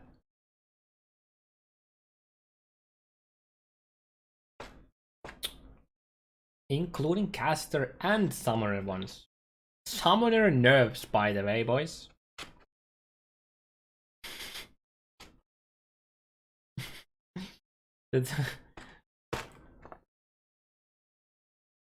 The top two tiers of added elemental damage for melee weapons have had their damage increased by about 10% for tier 2 and 40% for tier 1.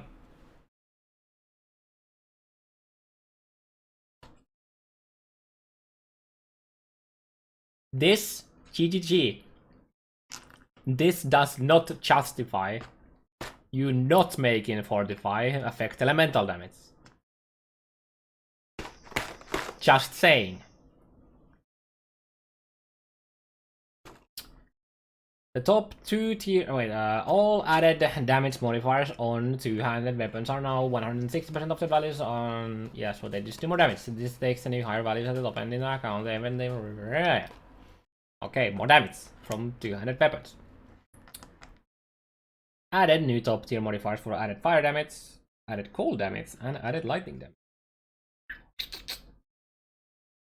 These are available on items in level 82 or higher. Also doesn't justify not making a Fortify affect elemental damage. Just saying. The highest tier added the highest tier added elemental damage modifier for weapons are now rare. It will now be approx as difficult to get 3 tier 1 elemental damage rolls as 3 tier 1 physical damage rolls. Those rolls have to be fucking insane to justify needing the rarity of the same as 3 times T1. They have to be absolutely insane.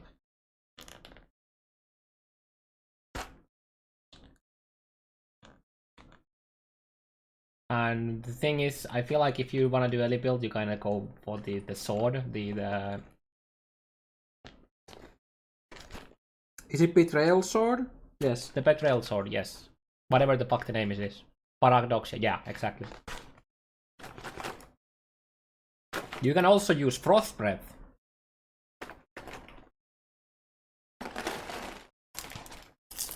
Oh.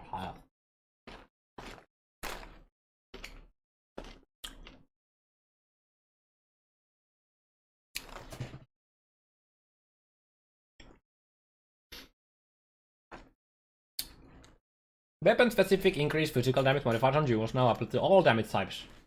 See? They make jewel mods apply to elemental damage, but then they don't do that on fucking Fortify. How about some consistency here, huh? Justice for elemental melee attack builds, okay? We need justice.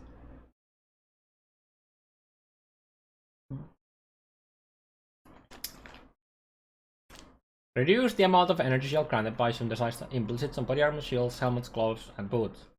This won't affect you unless you decide to use Best Orb, in which case it definitely will affect you. I guess this is for preparing for when they somehow add synthesized item bases to the game again, whatever the way they do it, maybe a divination card or whatever, I don't know, but yeah, okay. They were pretty bonkers. Let's just say they were pretty bonkers. The hybrid increased physical damage and accuracy modifiers now grant more accuracy. Existing items with these modifiers can be upgraded with a divine orb. Okay. The pure accuracy modifiers now grant more accuracy than previously, and there are fewer tiers. We saw this on the amulet already, where it teased on the first day of the Legion launch, or when they teased Legion, or revealed it. Sorry. The pure accuracy modifiers. No, wait, I already just read that. The Immortal Call enchantment, which previously granted the chance to not consume endurance charge, now grants increased Immortal Call duration. Okay. I wonder how much that is. Okay. Unique item balance. The following items no longer drop outside of the Legion challenge list. Versions dropped in Legion will have new modifiers and balance, which we won't be spoiling here.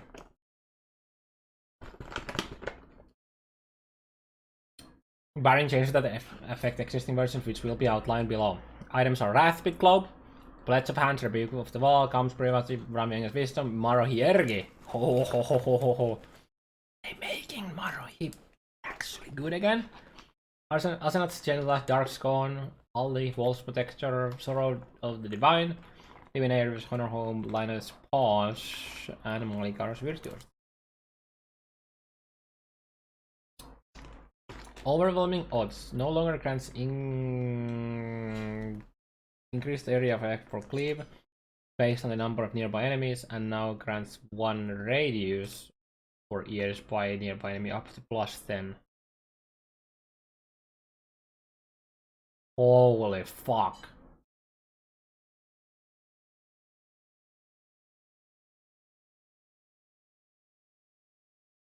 Nearby, by the way. But that is a lot of radius.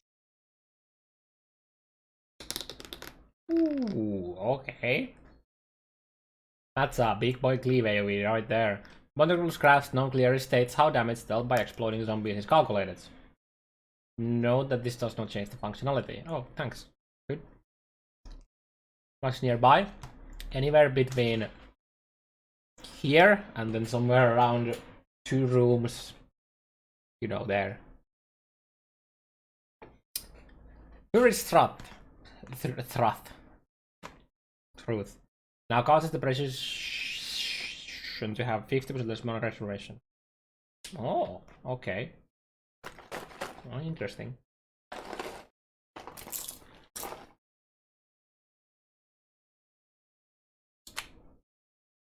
Death's Hand now has added physical damage of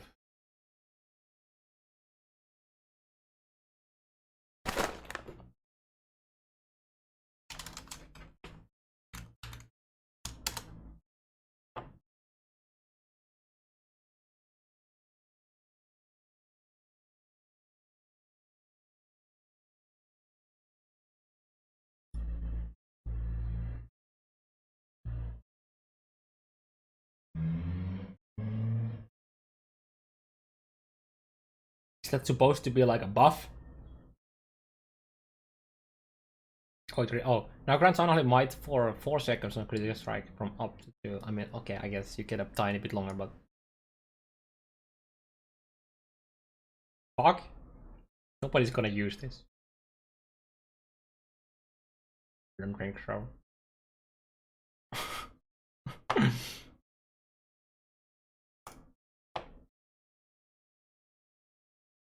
Impulse's broken heart. So they just lowered the shock effect? Okay. I mean, it's still fine.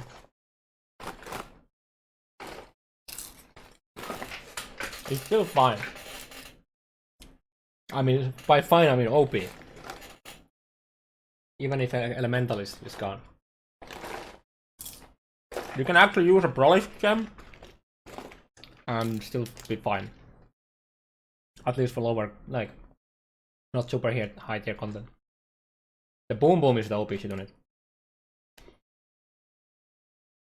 Prismatic Eclipse has some extra damage.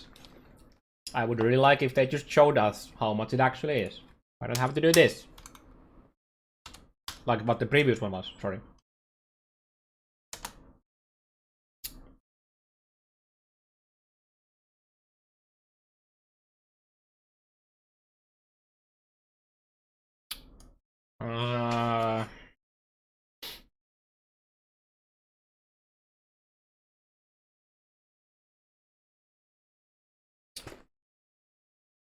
Okay, that's a buff.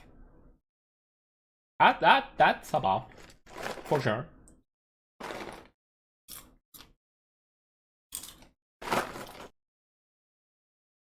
Not sure if people are actually gonna use it though, past like leveling early, but I mean obviously we're gonna see the fucking, you know, the mega AoE cyclones using dual wielding 3 white socket prismatic eclipses, of course. But it's really nice for leveling now.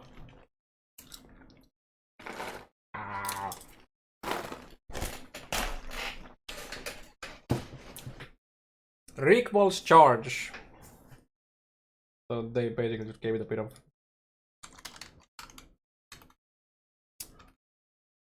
accuracy.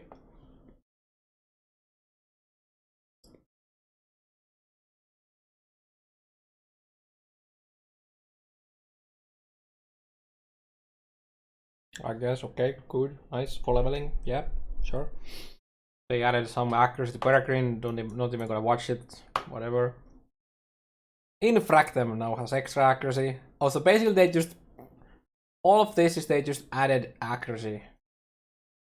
Oh, Dreamfighter gets some accuracy too. How much?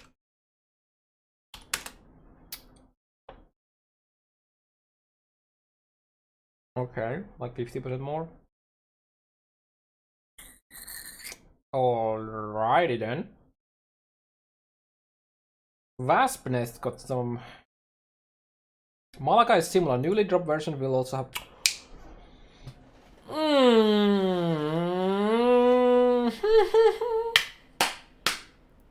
Dude, yesterday when I was watching Rise and he was reading like the things, and I was like, when he went to the Mortal Conviction, I was like, dude, this is gonna be so good for Simula. Then it hit me immediately. Oh fuck! It actually only doesn't give you Mortal Conviction, but it does. Yo, holy shit.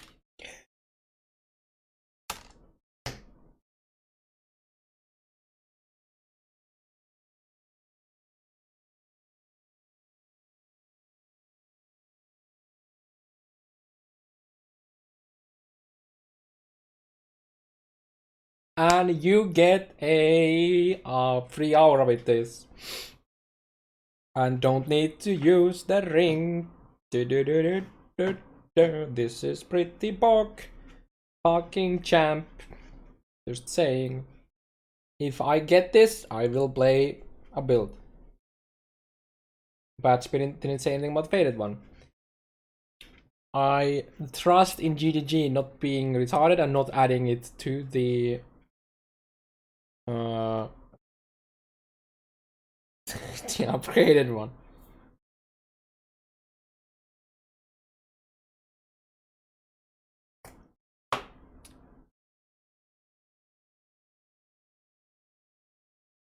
That's a lot of trust. Why would they make the upgraded version worse than the non-upgraded version? Would it make any sense?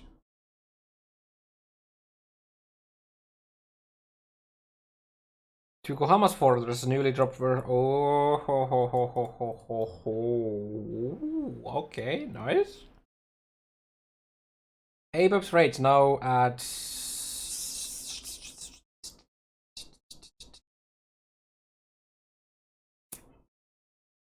causes poisons you inflict to deal damage 20% faster. This is a really good. This is a really strong mod. I'm gonna play a build. I don't even know what build I'm gonna do with this if I get it, but I will play something. How much flat was Apex right now? I don't remember.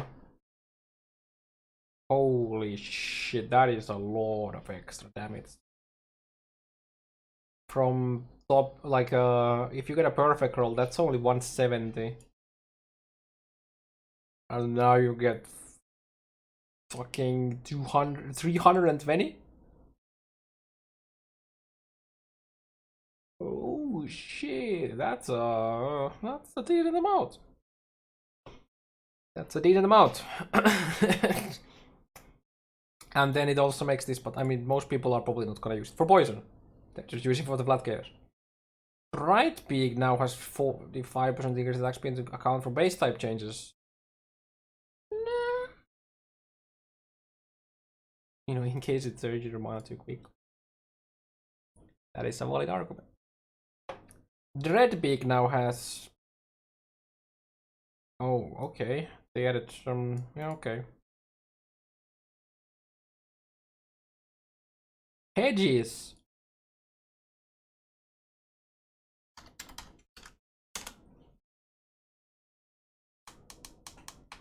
No, not added. They removed because they're faster now. Dreadbeak is a really decent. It's a decent sword, yeah. Ooh, decent trade. Mm.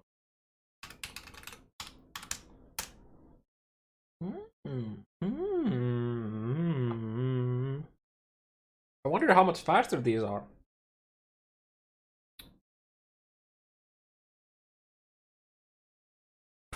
Pillar of the Gauge God is now an Iron Staff base type. Okay.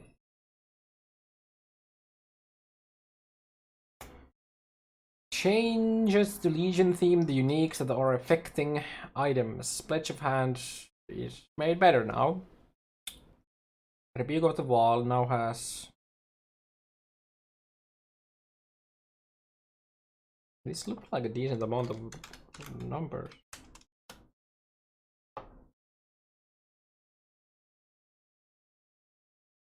The fuck?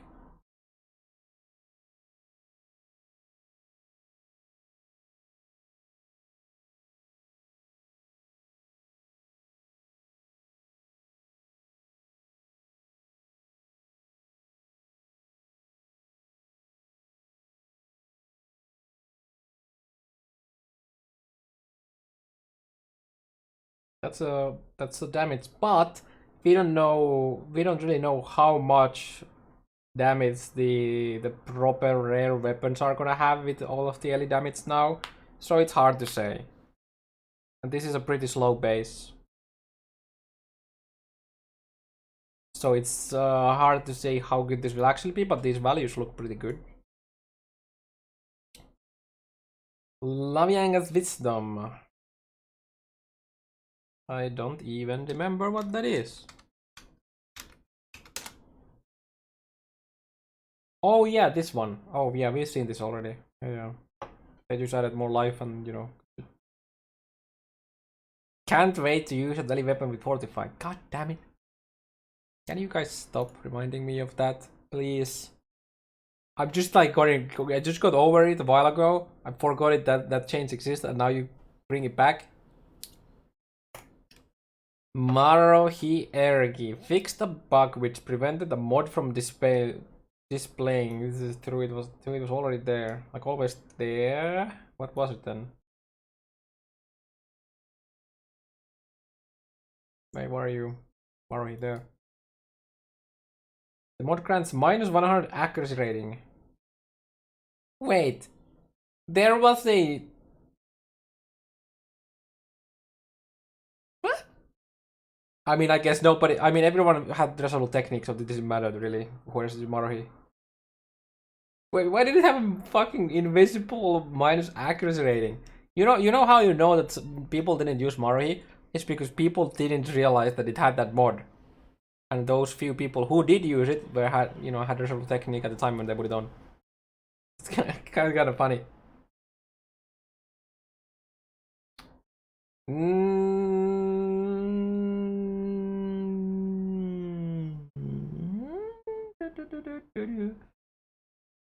Also not. Oh wait, what did I do it? Now has increased push damage and added. Oh, okay. Oh, they changed the AO. Oh, okay. So Marohi might actually not be completely dogshit. Nice. Asenat's gentle dodge. Yo, they added life and mana to it. Cool.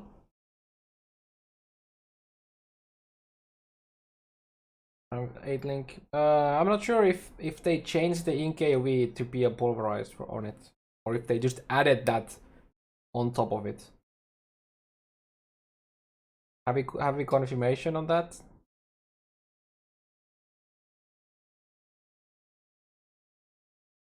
When they say it was removed though? Probably. I guess it probably might have both. How much damage it has right now? How much better did it actually get?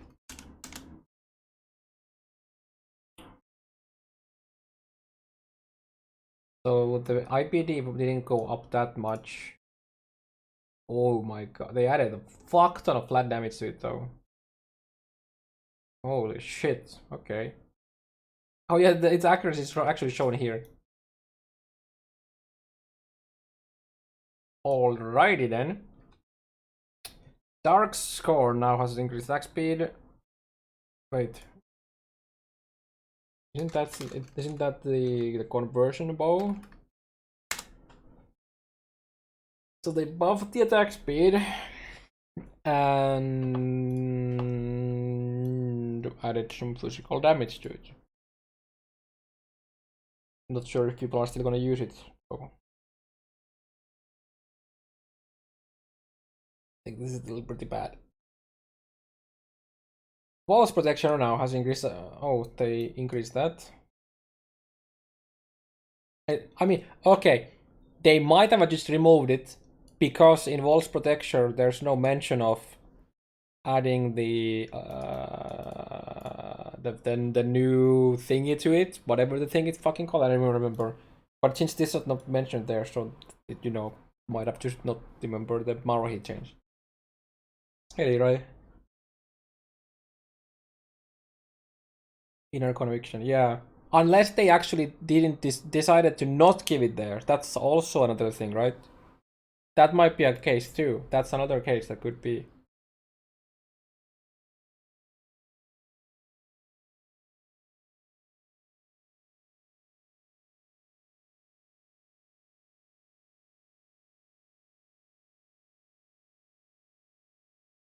No, Coda's live record is from Flask.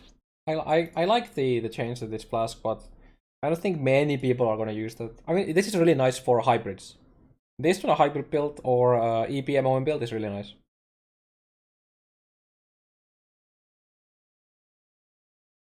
These are only mods exist. These are the only mods existing that aren't changing. I mean, they mentioned that they added pulverize to it.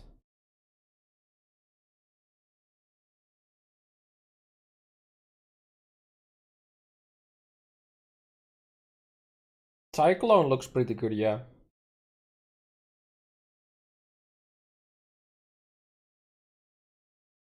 Which means the mod was changed. Yeah, but they don't mention that.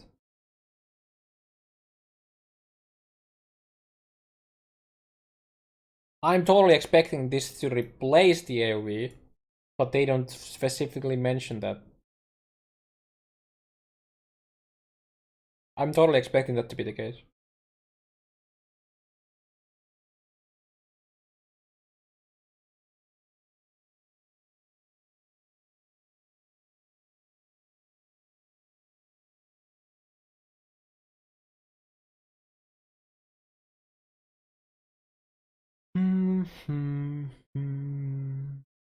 The Shore Divinaris now grants 30 life on kill and 10 mana again on kill. So they just buffed it a bit.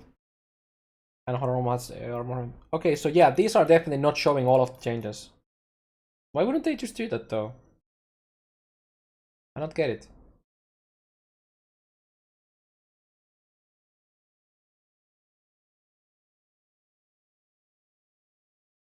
I guess it's just because the ones that are you know, the ones that already exist. Yeah, they said that they don't want to be spoiling, but why? Why? I mean, I guess to make it so that we, you know, feel excited when we see them. I guess I kind of understand it, but yeah.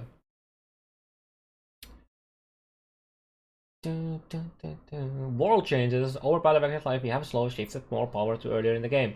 For example, now you get strong support gem on starting beats rather than getting your first in werewolf cavern. As a result, the difficulty of the early acts slowly become easier and easier. In this batch, we have made targeted efforts to bring some of the difficulty back to the first 3 acts.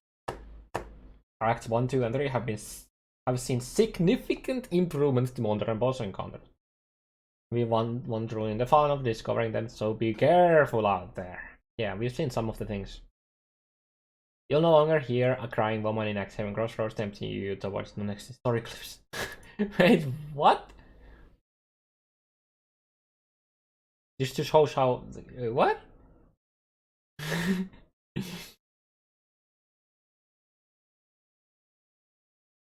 Was that a thing? Oh, shit. Monster changes!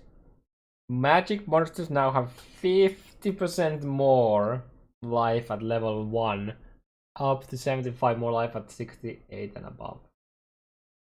Rare monsters now have 33% more life at level 1, up to 100% more life at 68 and above. They now grant 54% more experience. Okay.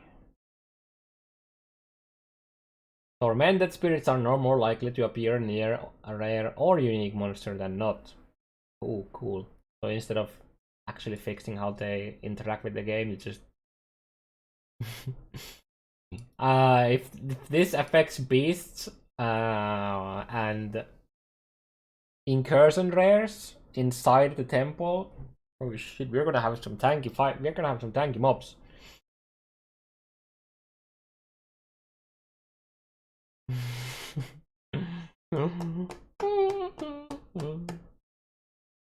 And as like massive essence mobs too. Oh my god. Oh my good. And then imagine getting a tormented spirit on them. We're gonna have some nice fights. Monsters which can block attacks and spells now say so beneath the nameplate. Nice. But monsters do not block all damage when they block. Yep.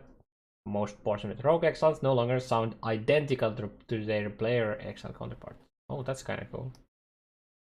Delve rare mobs. Oh god, delving deeper just got a lot harder with this change.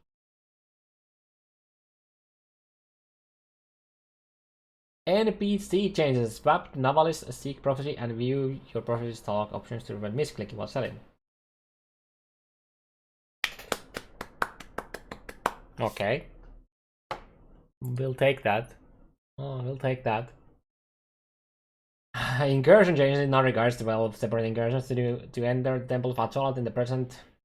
This gives you an extra attempt to upgrade or change that room before you enter the temple. Well, I like this. This is a good change.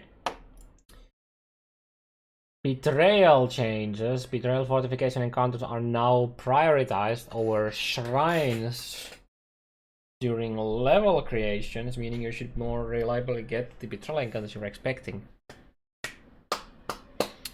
You'll learn a new monster type inform for the encounters. Okay.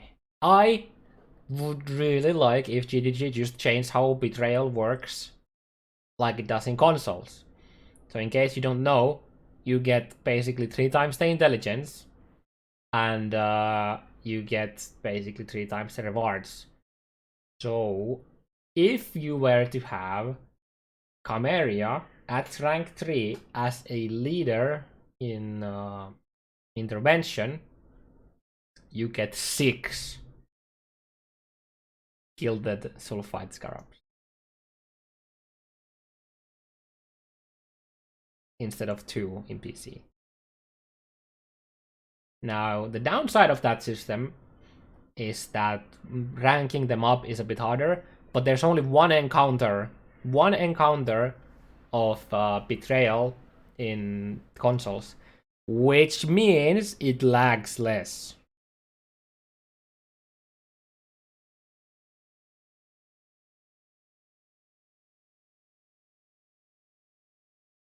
That would be really bad because you will build rivals slowly. I mean, the thing is, okay, so it has downsides, but I think the upsides of this is better than the downsides.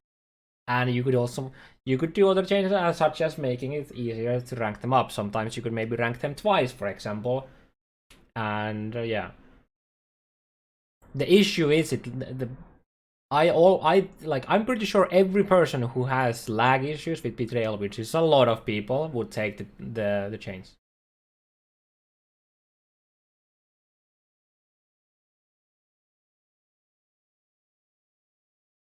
I would prefer the console version. Without doing any changes to the console version, I would prefer that. You also get more loot from them, like more of the items.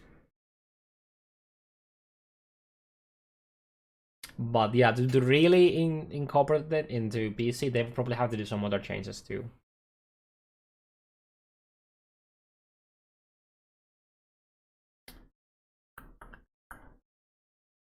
And to I mean, another thing is they could just make them spawn more often without giving, like, you know, the increased int or rewards, but just make it happen once a map. That's another. But then people are, I'm getting them too often and wada, but you know. This would also allow you to potentially do the blocking where you put them back into their little cellar and don't give a fuck about them, right? So that's kind of cool, I think, too. That could happen from this change. For the people who really don't want to do anything with them. Okay, Strongbox changes. The Maelstrom sell unique Strongbox now also drops div cards that give shape or elder items. Nice. Azurite, Mine, and Sulfide changes. Improve the way the delve map layouts are generated to allow for longer delves when necessary. Oh, nice. Nice. I actually had in flashback a delve which couldn't generate because it was too long. The Ancient Breath and Ancient Suffering monsters can now be desecrated while the appropriate delve area. Ooh, okay. Raise Spectra minions. Prophecy changes, items that drop exclusive. Wait. Where's Wrathpit change? There's no mention of Wrathpit here.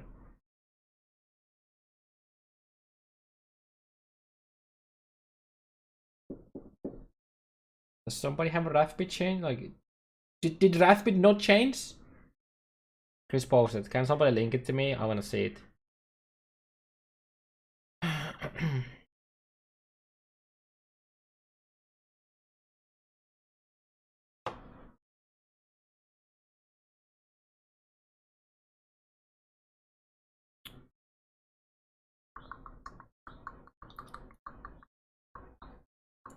Just Necromantic Aegis and Rat plus Wrathpit. Just to clarify, the stat description of the mods on Wrathpit on the announcement page are a bit out of date. Translated. We changed it because we realized that it was busted. The spell crit, especially that they scale of player life rather than team life. Oh, okay, so they basically just made it not work with specters. Okay. I mean, I guess that's a way to nerf it. I personally would have just wanted to see a cap on it. A cap that people, like, players wouldn't reach. Like, make, like, you know, 15k the cap. Because players won't be hitting 15k live, but with Spectres, they can, and it would give them a nice damage. Okay, maybe 15k is too much. I don't know. But I guess you can just not completely kill the interaction too. I guess. Good job. Personally not a fan of killing the complete interaction. Okay.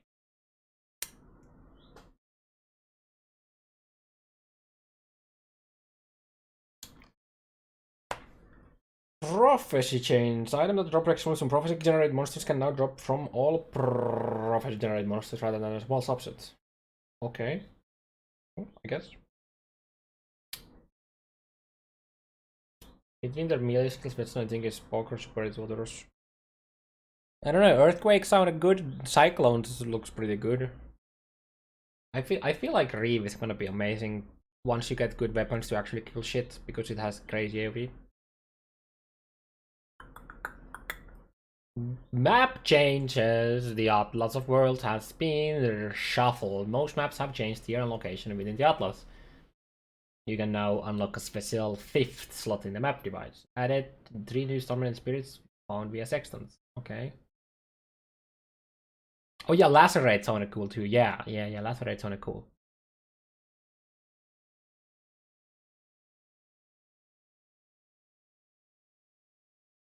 Added 2 new shrines found via sextants. I wonder what those are gonna be.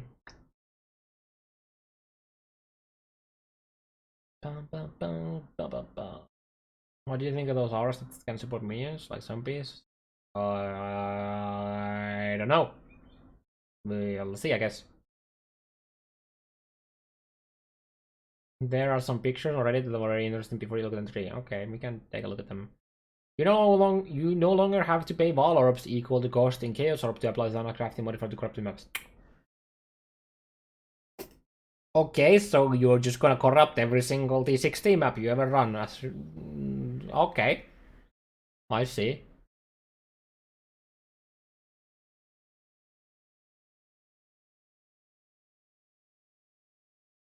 Kinda like these chains. ED Contagion Alive. ED Contagion Trickster. Yeah, it's gonna be good. Nothing mentioned about ED or Contagion. And Trickster okay, well, not completely, but Trickster kind of dodged the bullet. Oh shit. That is insane for sustain. That chains. Now you don't have to think about. Now you don't have to weight the value of a corruption to the Val Orbs for this map like the Zana modifier. I like this. I like this change. So now you can just make it harder for yourself, regardless. Map bosses at lower map tiers have slightly more life, tapering to no difference at map tier 15 and above. Alrighty then. Shaper strongholds now always contain additional monster and anomalies as well as bonus effects at random. Okay, looks like Saber Stronghold specific map farming for sustain might be a thing. Even if that means that you cannot kill the map boss, but in general, you're gonna get more monsters in there. Ah. Okay. I will take this chains. I will fucking take this chains. That is actually nice. That is actually nice. Might actually want to slap in a Shaper Stronghold on a specific map. Just to get those extra monsters. Soren got fucking dick, by the way. I mean, they lowered the AoE a bit. If you already used GMP on it, I think it's gonna be fine. It was insane.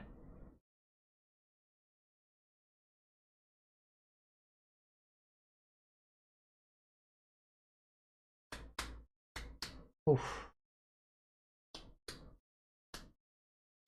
If you don't complete the map, you have permanent shaper influence. No. You will have a permanent extra monsters, you will not have a permanent shaper influence. At least when it comes to the stronghold we're talking about now.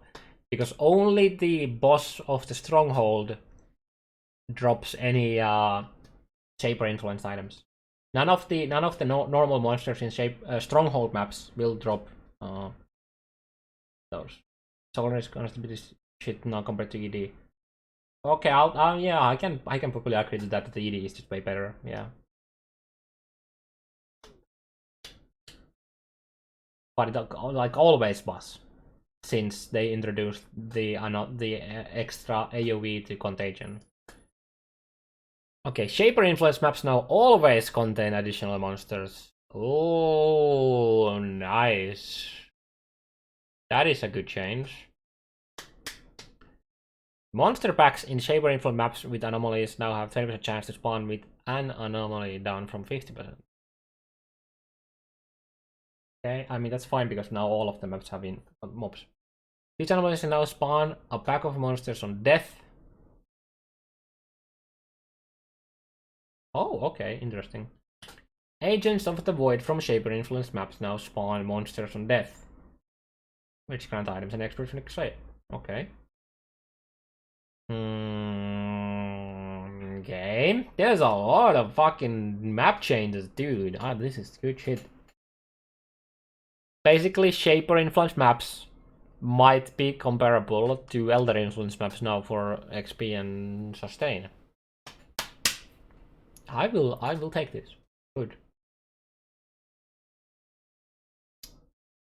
White and yellow tier shaped influence maps can no longer spawn shaper clones which attack you. Red tier shaper influence maps now have a 20% chance for the shaper clone encounters in addition to other shaper influence mechanics. Good, that was a completely fucking useless thing.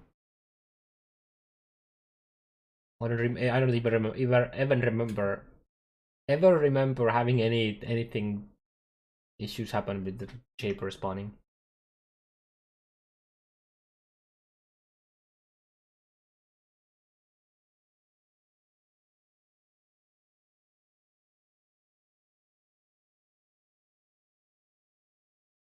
Elder Influence maps now always contain additional monsters. Oh, nice. I mean, they almost always had them. It was very rare to not have mobs there. White and yellow tier Elder Influence maps can no longer spawn Elder Slam tentacles. Red tier Elder Influence maps now have 25% in addition. Okay.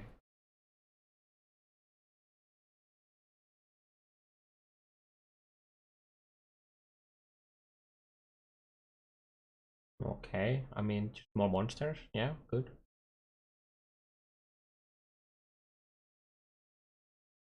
The entirety of the Governor's Trial map has been redone. If we wait, didn't the tentacle? I don't remember having tentacle low tier maps. Well, either way, it's nice that it happened. Like we get monsters on top of that, so either way, that's nice. The entirety of the Governor's Trial map has been redone. If you're lucky enough to get one, make sure you use it. We actually would be nice to actually be like fucking looking forward to doing those when you find them. I have no issues with that, if that's gonna be the case. The boss fight of the graveyard map has been completely reworked. Oh, are they adding this a nice little mod I don't remember the name of from Bloodlines? Because why not? No, please don't do that. Improve the Belfry and Lava Lake fights. Extra monsters are now spawned during the fight, which grant items and experience from lane. Both of these fights should feel significantly more rewarding for the time invested. Hopefully, killing the boss in those would actually feel something like that. Yeah, Necrovigil, yeah. No, not the Necrovigil, the other one. I don't remember the name of. These skeletons. Yeah, assuming that the monsters in the graveyard, the boss fight of the graveyard stays same. It's the melee dude with glacial hammer. It's the bow dude, and the spark dude. Yeah, phylacteral. Fuck you, Link is the one that I'm talking about. Yes, that one.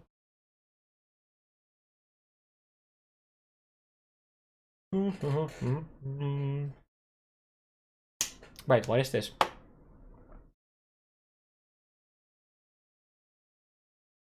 Wait, what is this?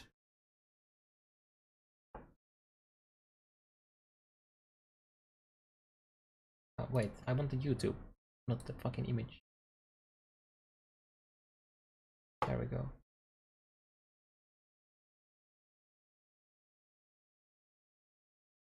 Still the same guy, still the same guy, still the same guy. Oh no, are you making us fucking wait?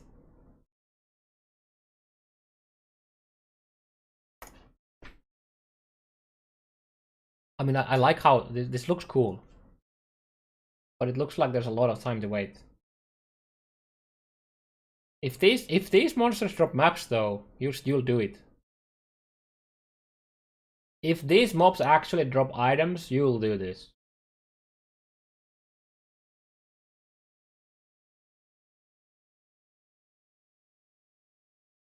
I mean, I will at least. That's a lot of fucking monsters.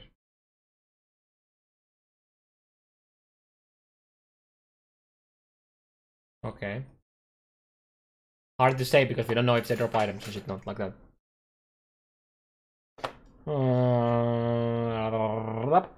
The Barrow's Map boss fight has been improved. The Beast of the Pits is now extra vulnerable to damage after colliding with the wall. It now has more life. It cannot be stunned, knocked back, or interrupted while charging. Okay. The boss fight in the Gardens map has been completely reworked. Wait, the map that the boss just insta-dies and nobody remembers. Remember the time when the boss, the Chimera boss, was actually scary? Monsters spawn during phase transitions will grant in items and experience on slain. Good, I guess.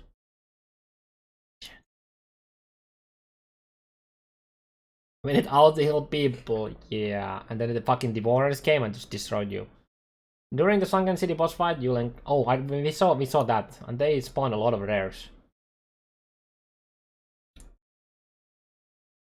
Monsters spawn during Basilica boss fight. Yeah, okay, nice, nice. Maybe I don't feel so bad about doing Basilica boss fight anymore. Monsters spawn during the Terrace boss fight. Okay, nice. Improve the layout of the arena map.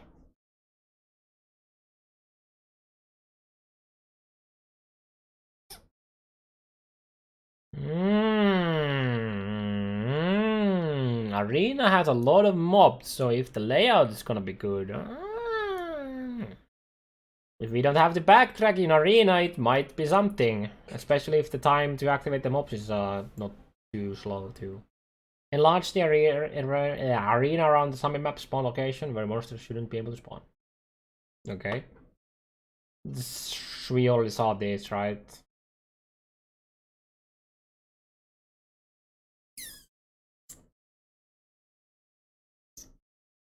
Okay, I guess we can actually look at what the values of they have. So Abyss is 1 Abyss, 3 extra exiles. This is actually, if you get the Sextant for jewels, Anarchy isn't a bad thing anymore because, especially in Solo Self, when you get jewels from them, and Rogue Exiles can actually drop maps.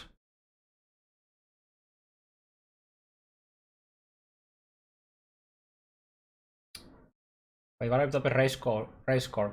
Oh, if this affects race scores, that would be interesting. Yeah, obviously I'm probably gonna try to get a Gal myself from Domination. But when you get for that one specific Sextant, especially in Solo Self one, I'm gonna use an Anarchy, I think.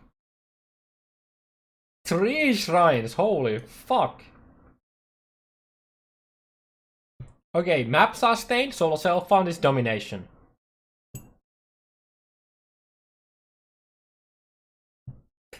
Absolutely.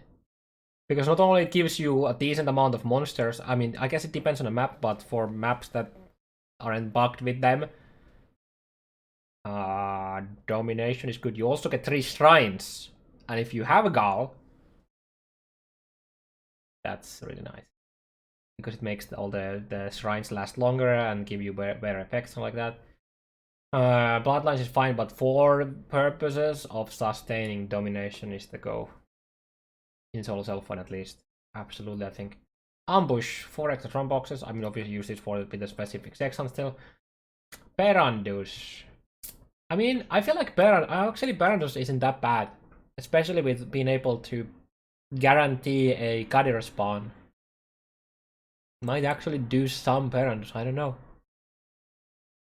Oh yeah, and if you get a Solstice Vigil, that's really good for domination too, because the shrines last longer, yeah.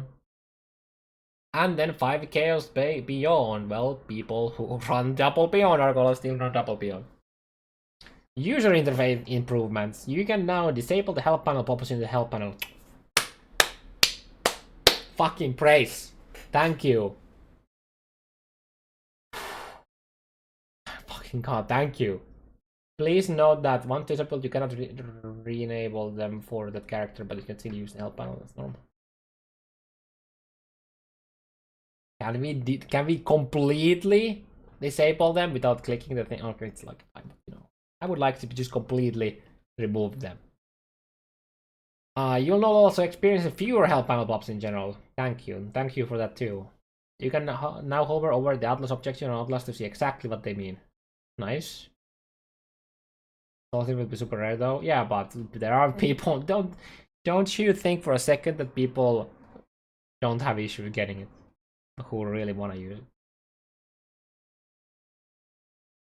People who are going with Headhunter stuff are gonna get this all set vigil. Don't you worry about that.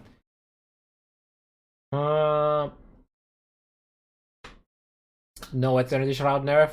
Yeah, I mean they just want the GG items to actually be GG items and make them more rare. So they made it more rare. Oh god. I mean now, dude, imagine like finding that now when farming Uber Elder. It's like, holy shit, dude. I just made a bank. The character panel now shows how likely your attacks are to hit monster of our invasion. That's a really freaking good change. Thank you for that. Quest rewards. Okay. Added a new set of quest rewards for completing breaking some eggs. Added a... Oh yeah, that's not... I literally just talking about the skill gem stuff. Added perforated as a reward from duelist. For Nessa for Marauder Ranger Sign. Okay. Added blood and sand as a reward for duelist. Becomes available for Marauder Ranger Sign. Precision as a reward for duelist, the ranger, and then Templar. Okay, they all get it. Chain hook.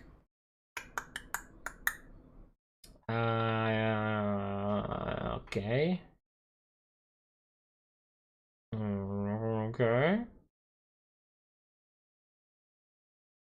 That's just a bunch of gems. Impale. Oh wait, very here. Pleasant stone. Duelist, and then Marauder Zion gets it. Shockwave, so Templar and Marauder, then Duelist and Zion gets it.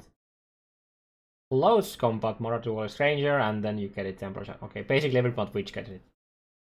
Pride for Duelist and Marauder, and then everything but... Oh wait, also Witch gets it. Okay. Isn't Pride one of the auras? I think. Added Bladestorm as a reward for the Duelist by completing with the right. Yeah. And then they are giving it for a lot of people. Yep. Pulverized support as a reward for Templar. True Fate. Okay. Yeah, it doesn't look like Ranger gets Bladestorm, which is kind of weird. Yeah, it's just...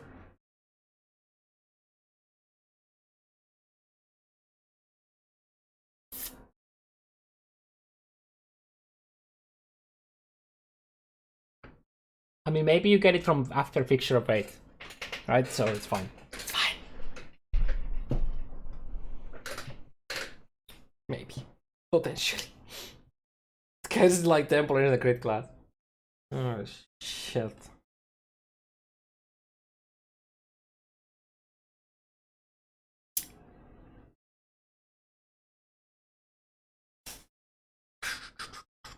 Berserk for Morra. And then you get it to Exile, okay.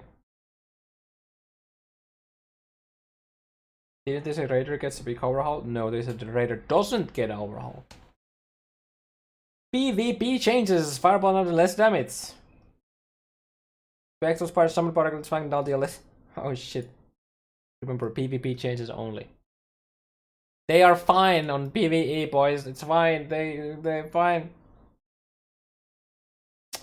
Bug fixes. Fix a bug where physical damage would not bypass energy shield if the energy shield was protecting mana.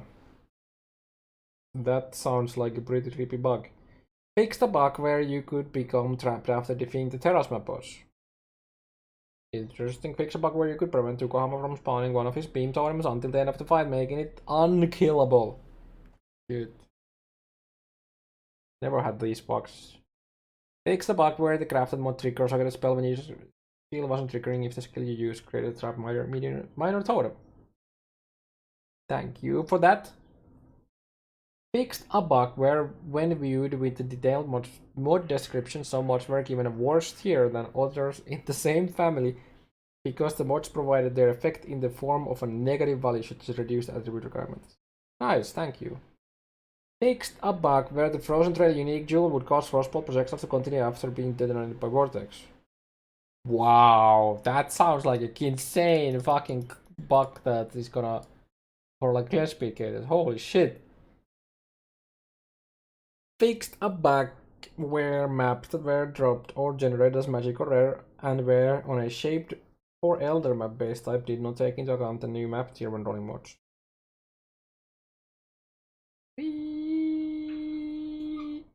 Shider is, I put both Shider and Dude as mods so that they can banish you know, spoiler boys.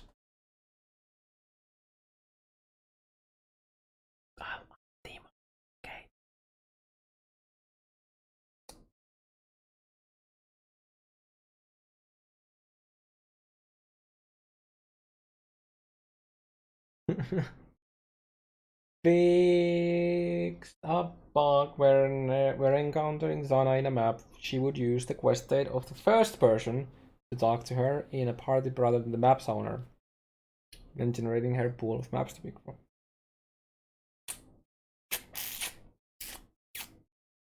That is an interesting confirmation from GGG that the quest state of your Zana's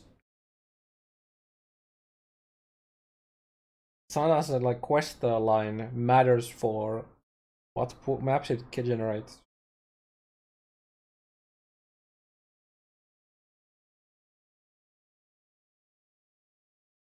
Basically what that means that if somebody that was on a like a T1 T-Princess maps, it could like weird. Fortify doesn't work with Plat Ellie. Mom!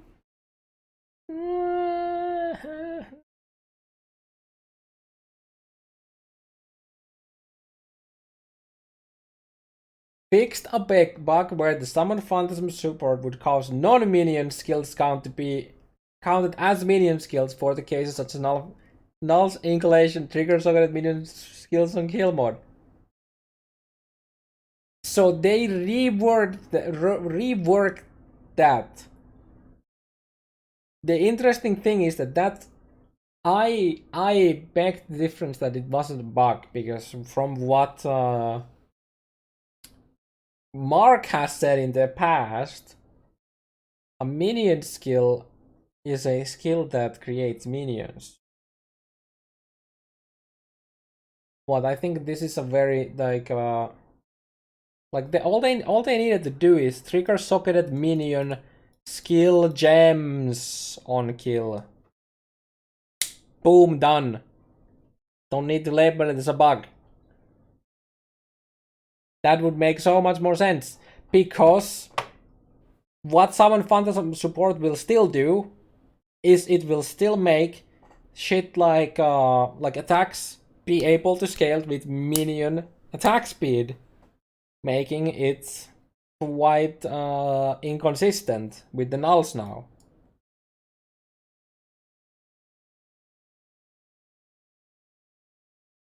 Just add minion skill gems here.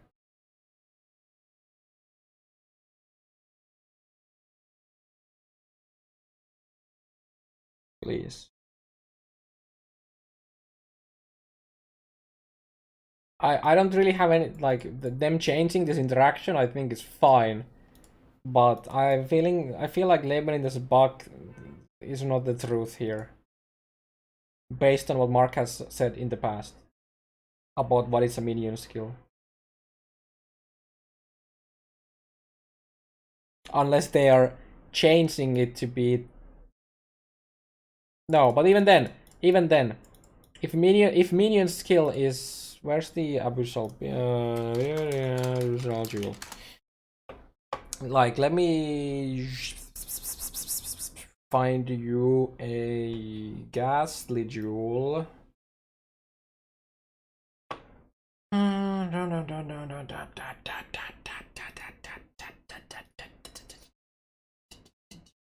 Because this also kind of conflicts with Arcane Surge. I mean, no, it's that's a bit different. Arcane Surge doesn't make them. It gives them a portion. It gives them like a duration portion to the skill. But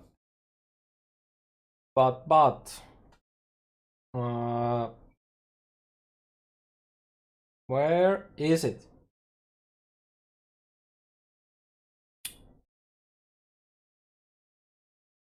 Increased minion damage if you used a minion skill recently. So if this will still work with Summon Phantasm support linked into a random item, like random like skill like shield charge, this is inconsistent as fuck. Unless they're rewording this to be minions skill gems. Yeah, this is still gonna work with Dark Pact, yes, because it's a what they are changing this, they're changing this so that only skills that have the minion tag will work. And that's why I feel like they should just add minion skill gems here and boom, fix, done. Nobody. No, because now this creates an inconsistency. I think, assuming this will still work. And another thing is, I've explained to many people that when you add a property to a skill that summons minions, it is considered a minion skill. Because that is literally what Mark has said in the past about the interaction of what is a minion skill. Which now gets me into a situation where people are going, hey, you like, even though it's like literally me paraphrasing what Mark said. So I guess, it's a bit weird, specific more for me, but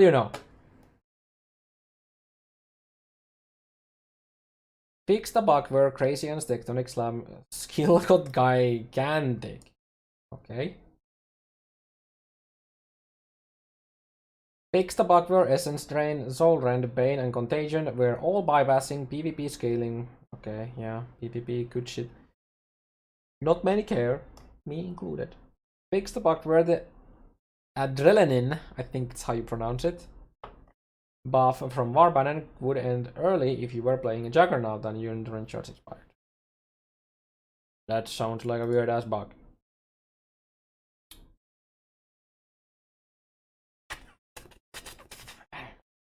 Fix the bug where channel skills would not update their animation speed if the character's attack or cast speed changed while channeling.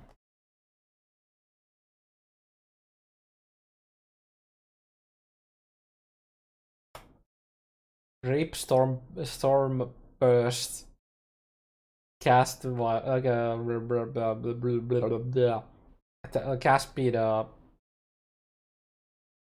snapshot. Fix a bug where support gems with level requirement restrictions such as cast when damage taken would change the restriction when socketed in an item that granted additional levels to the gem. That's nice. Fixed a long-standing bug where EK projectiles would chain long past the projectile's lifetime. Okay. Take the strip off screen. Fix a bug where map bosses had lost the additional chance to drop a map adjacent to the one you were currently in. Fixed a bug where map bosses had lost the additional chance to drop a map adjacent to the. Oh, so what he? So what he? This is not about the extra chance to drop a map, the 20% extra chance. That's about the chance where adjacent maps have a higher bonus.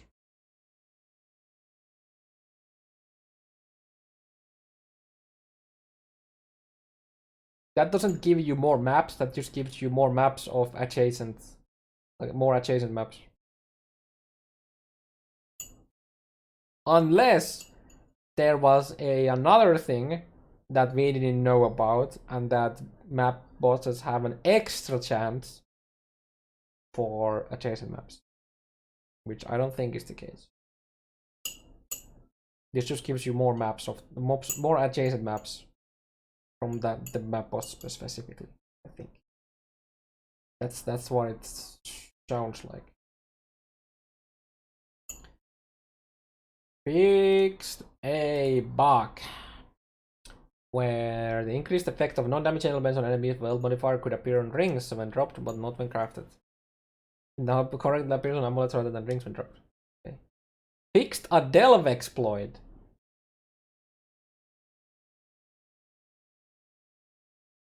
I wonder if this is the thing that got the dude into 10k depth. I wonder if this is related to that. Because that would be hilarious. Like the guy when being like super like secretive about his builds and then just using exploits instead. That would be very cool, very interesting. I wanna hear something about that dude now.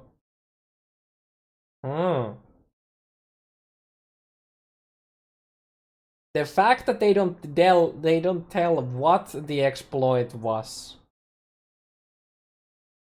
makes me believe the exploit was fucking enormous. You mean the perma wall immortal call build on standard? We don't know. Did we actually get a confirmation what it was? I think it's just guesses. I think Wall Immortal Call is a good guess. That's my guess too. But I don't know if that was actually still that. It's still active. Oh yeah, because it's still active. Yeah, you're right. You're right, obviously, because they haven't done the change yet. This patch isn't live yet. Yeah, true. Of course that makes sense.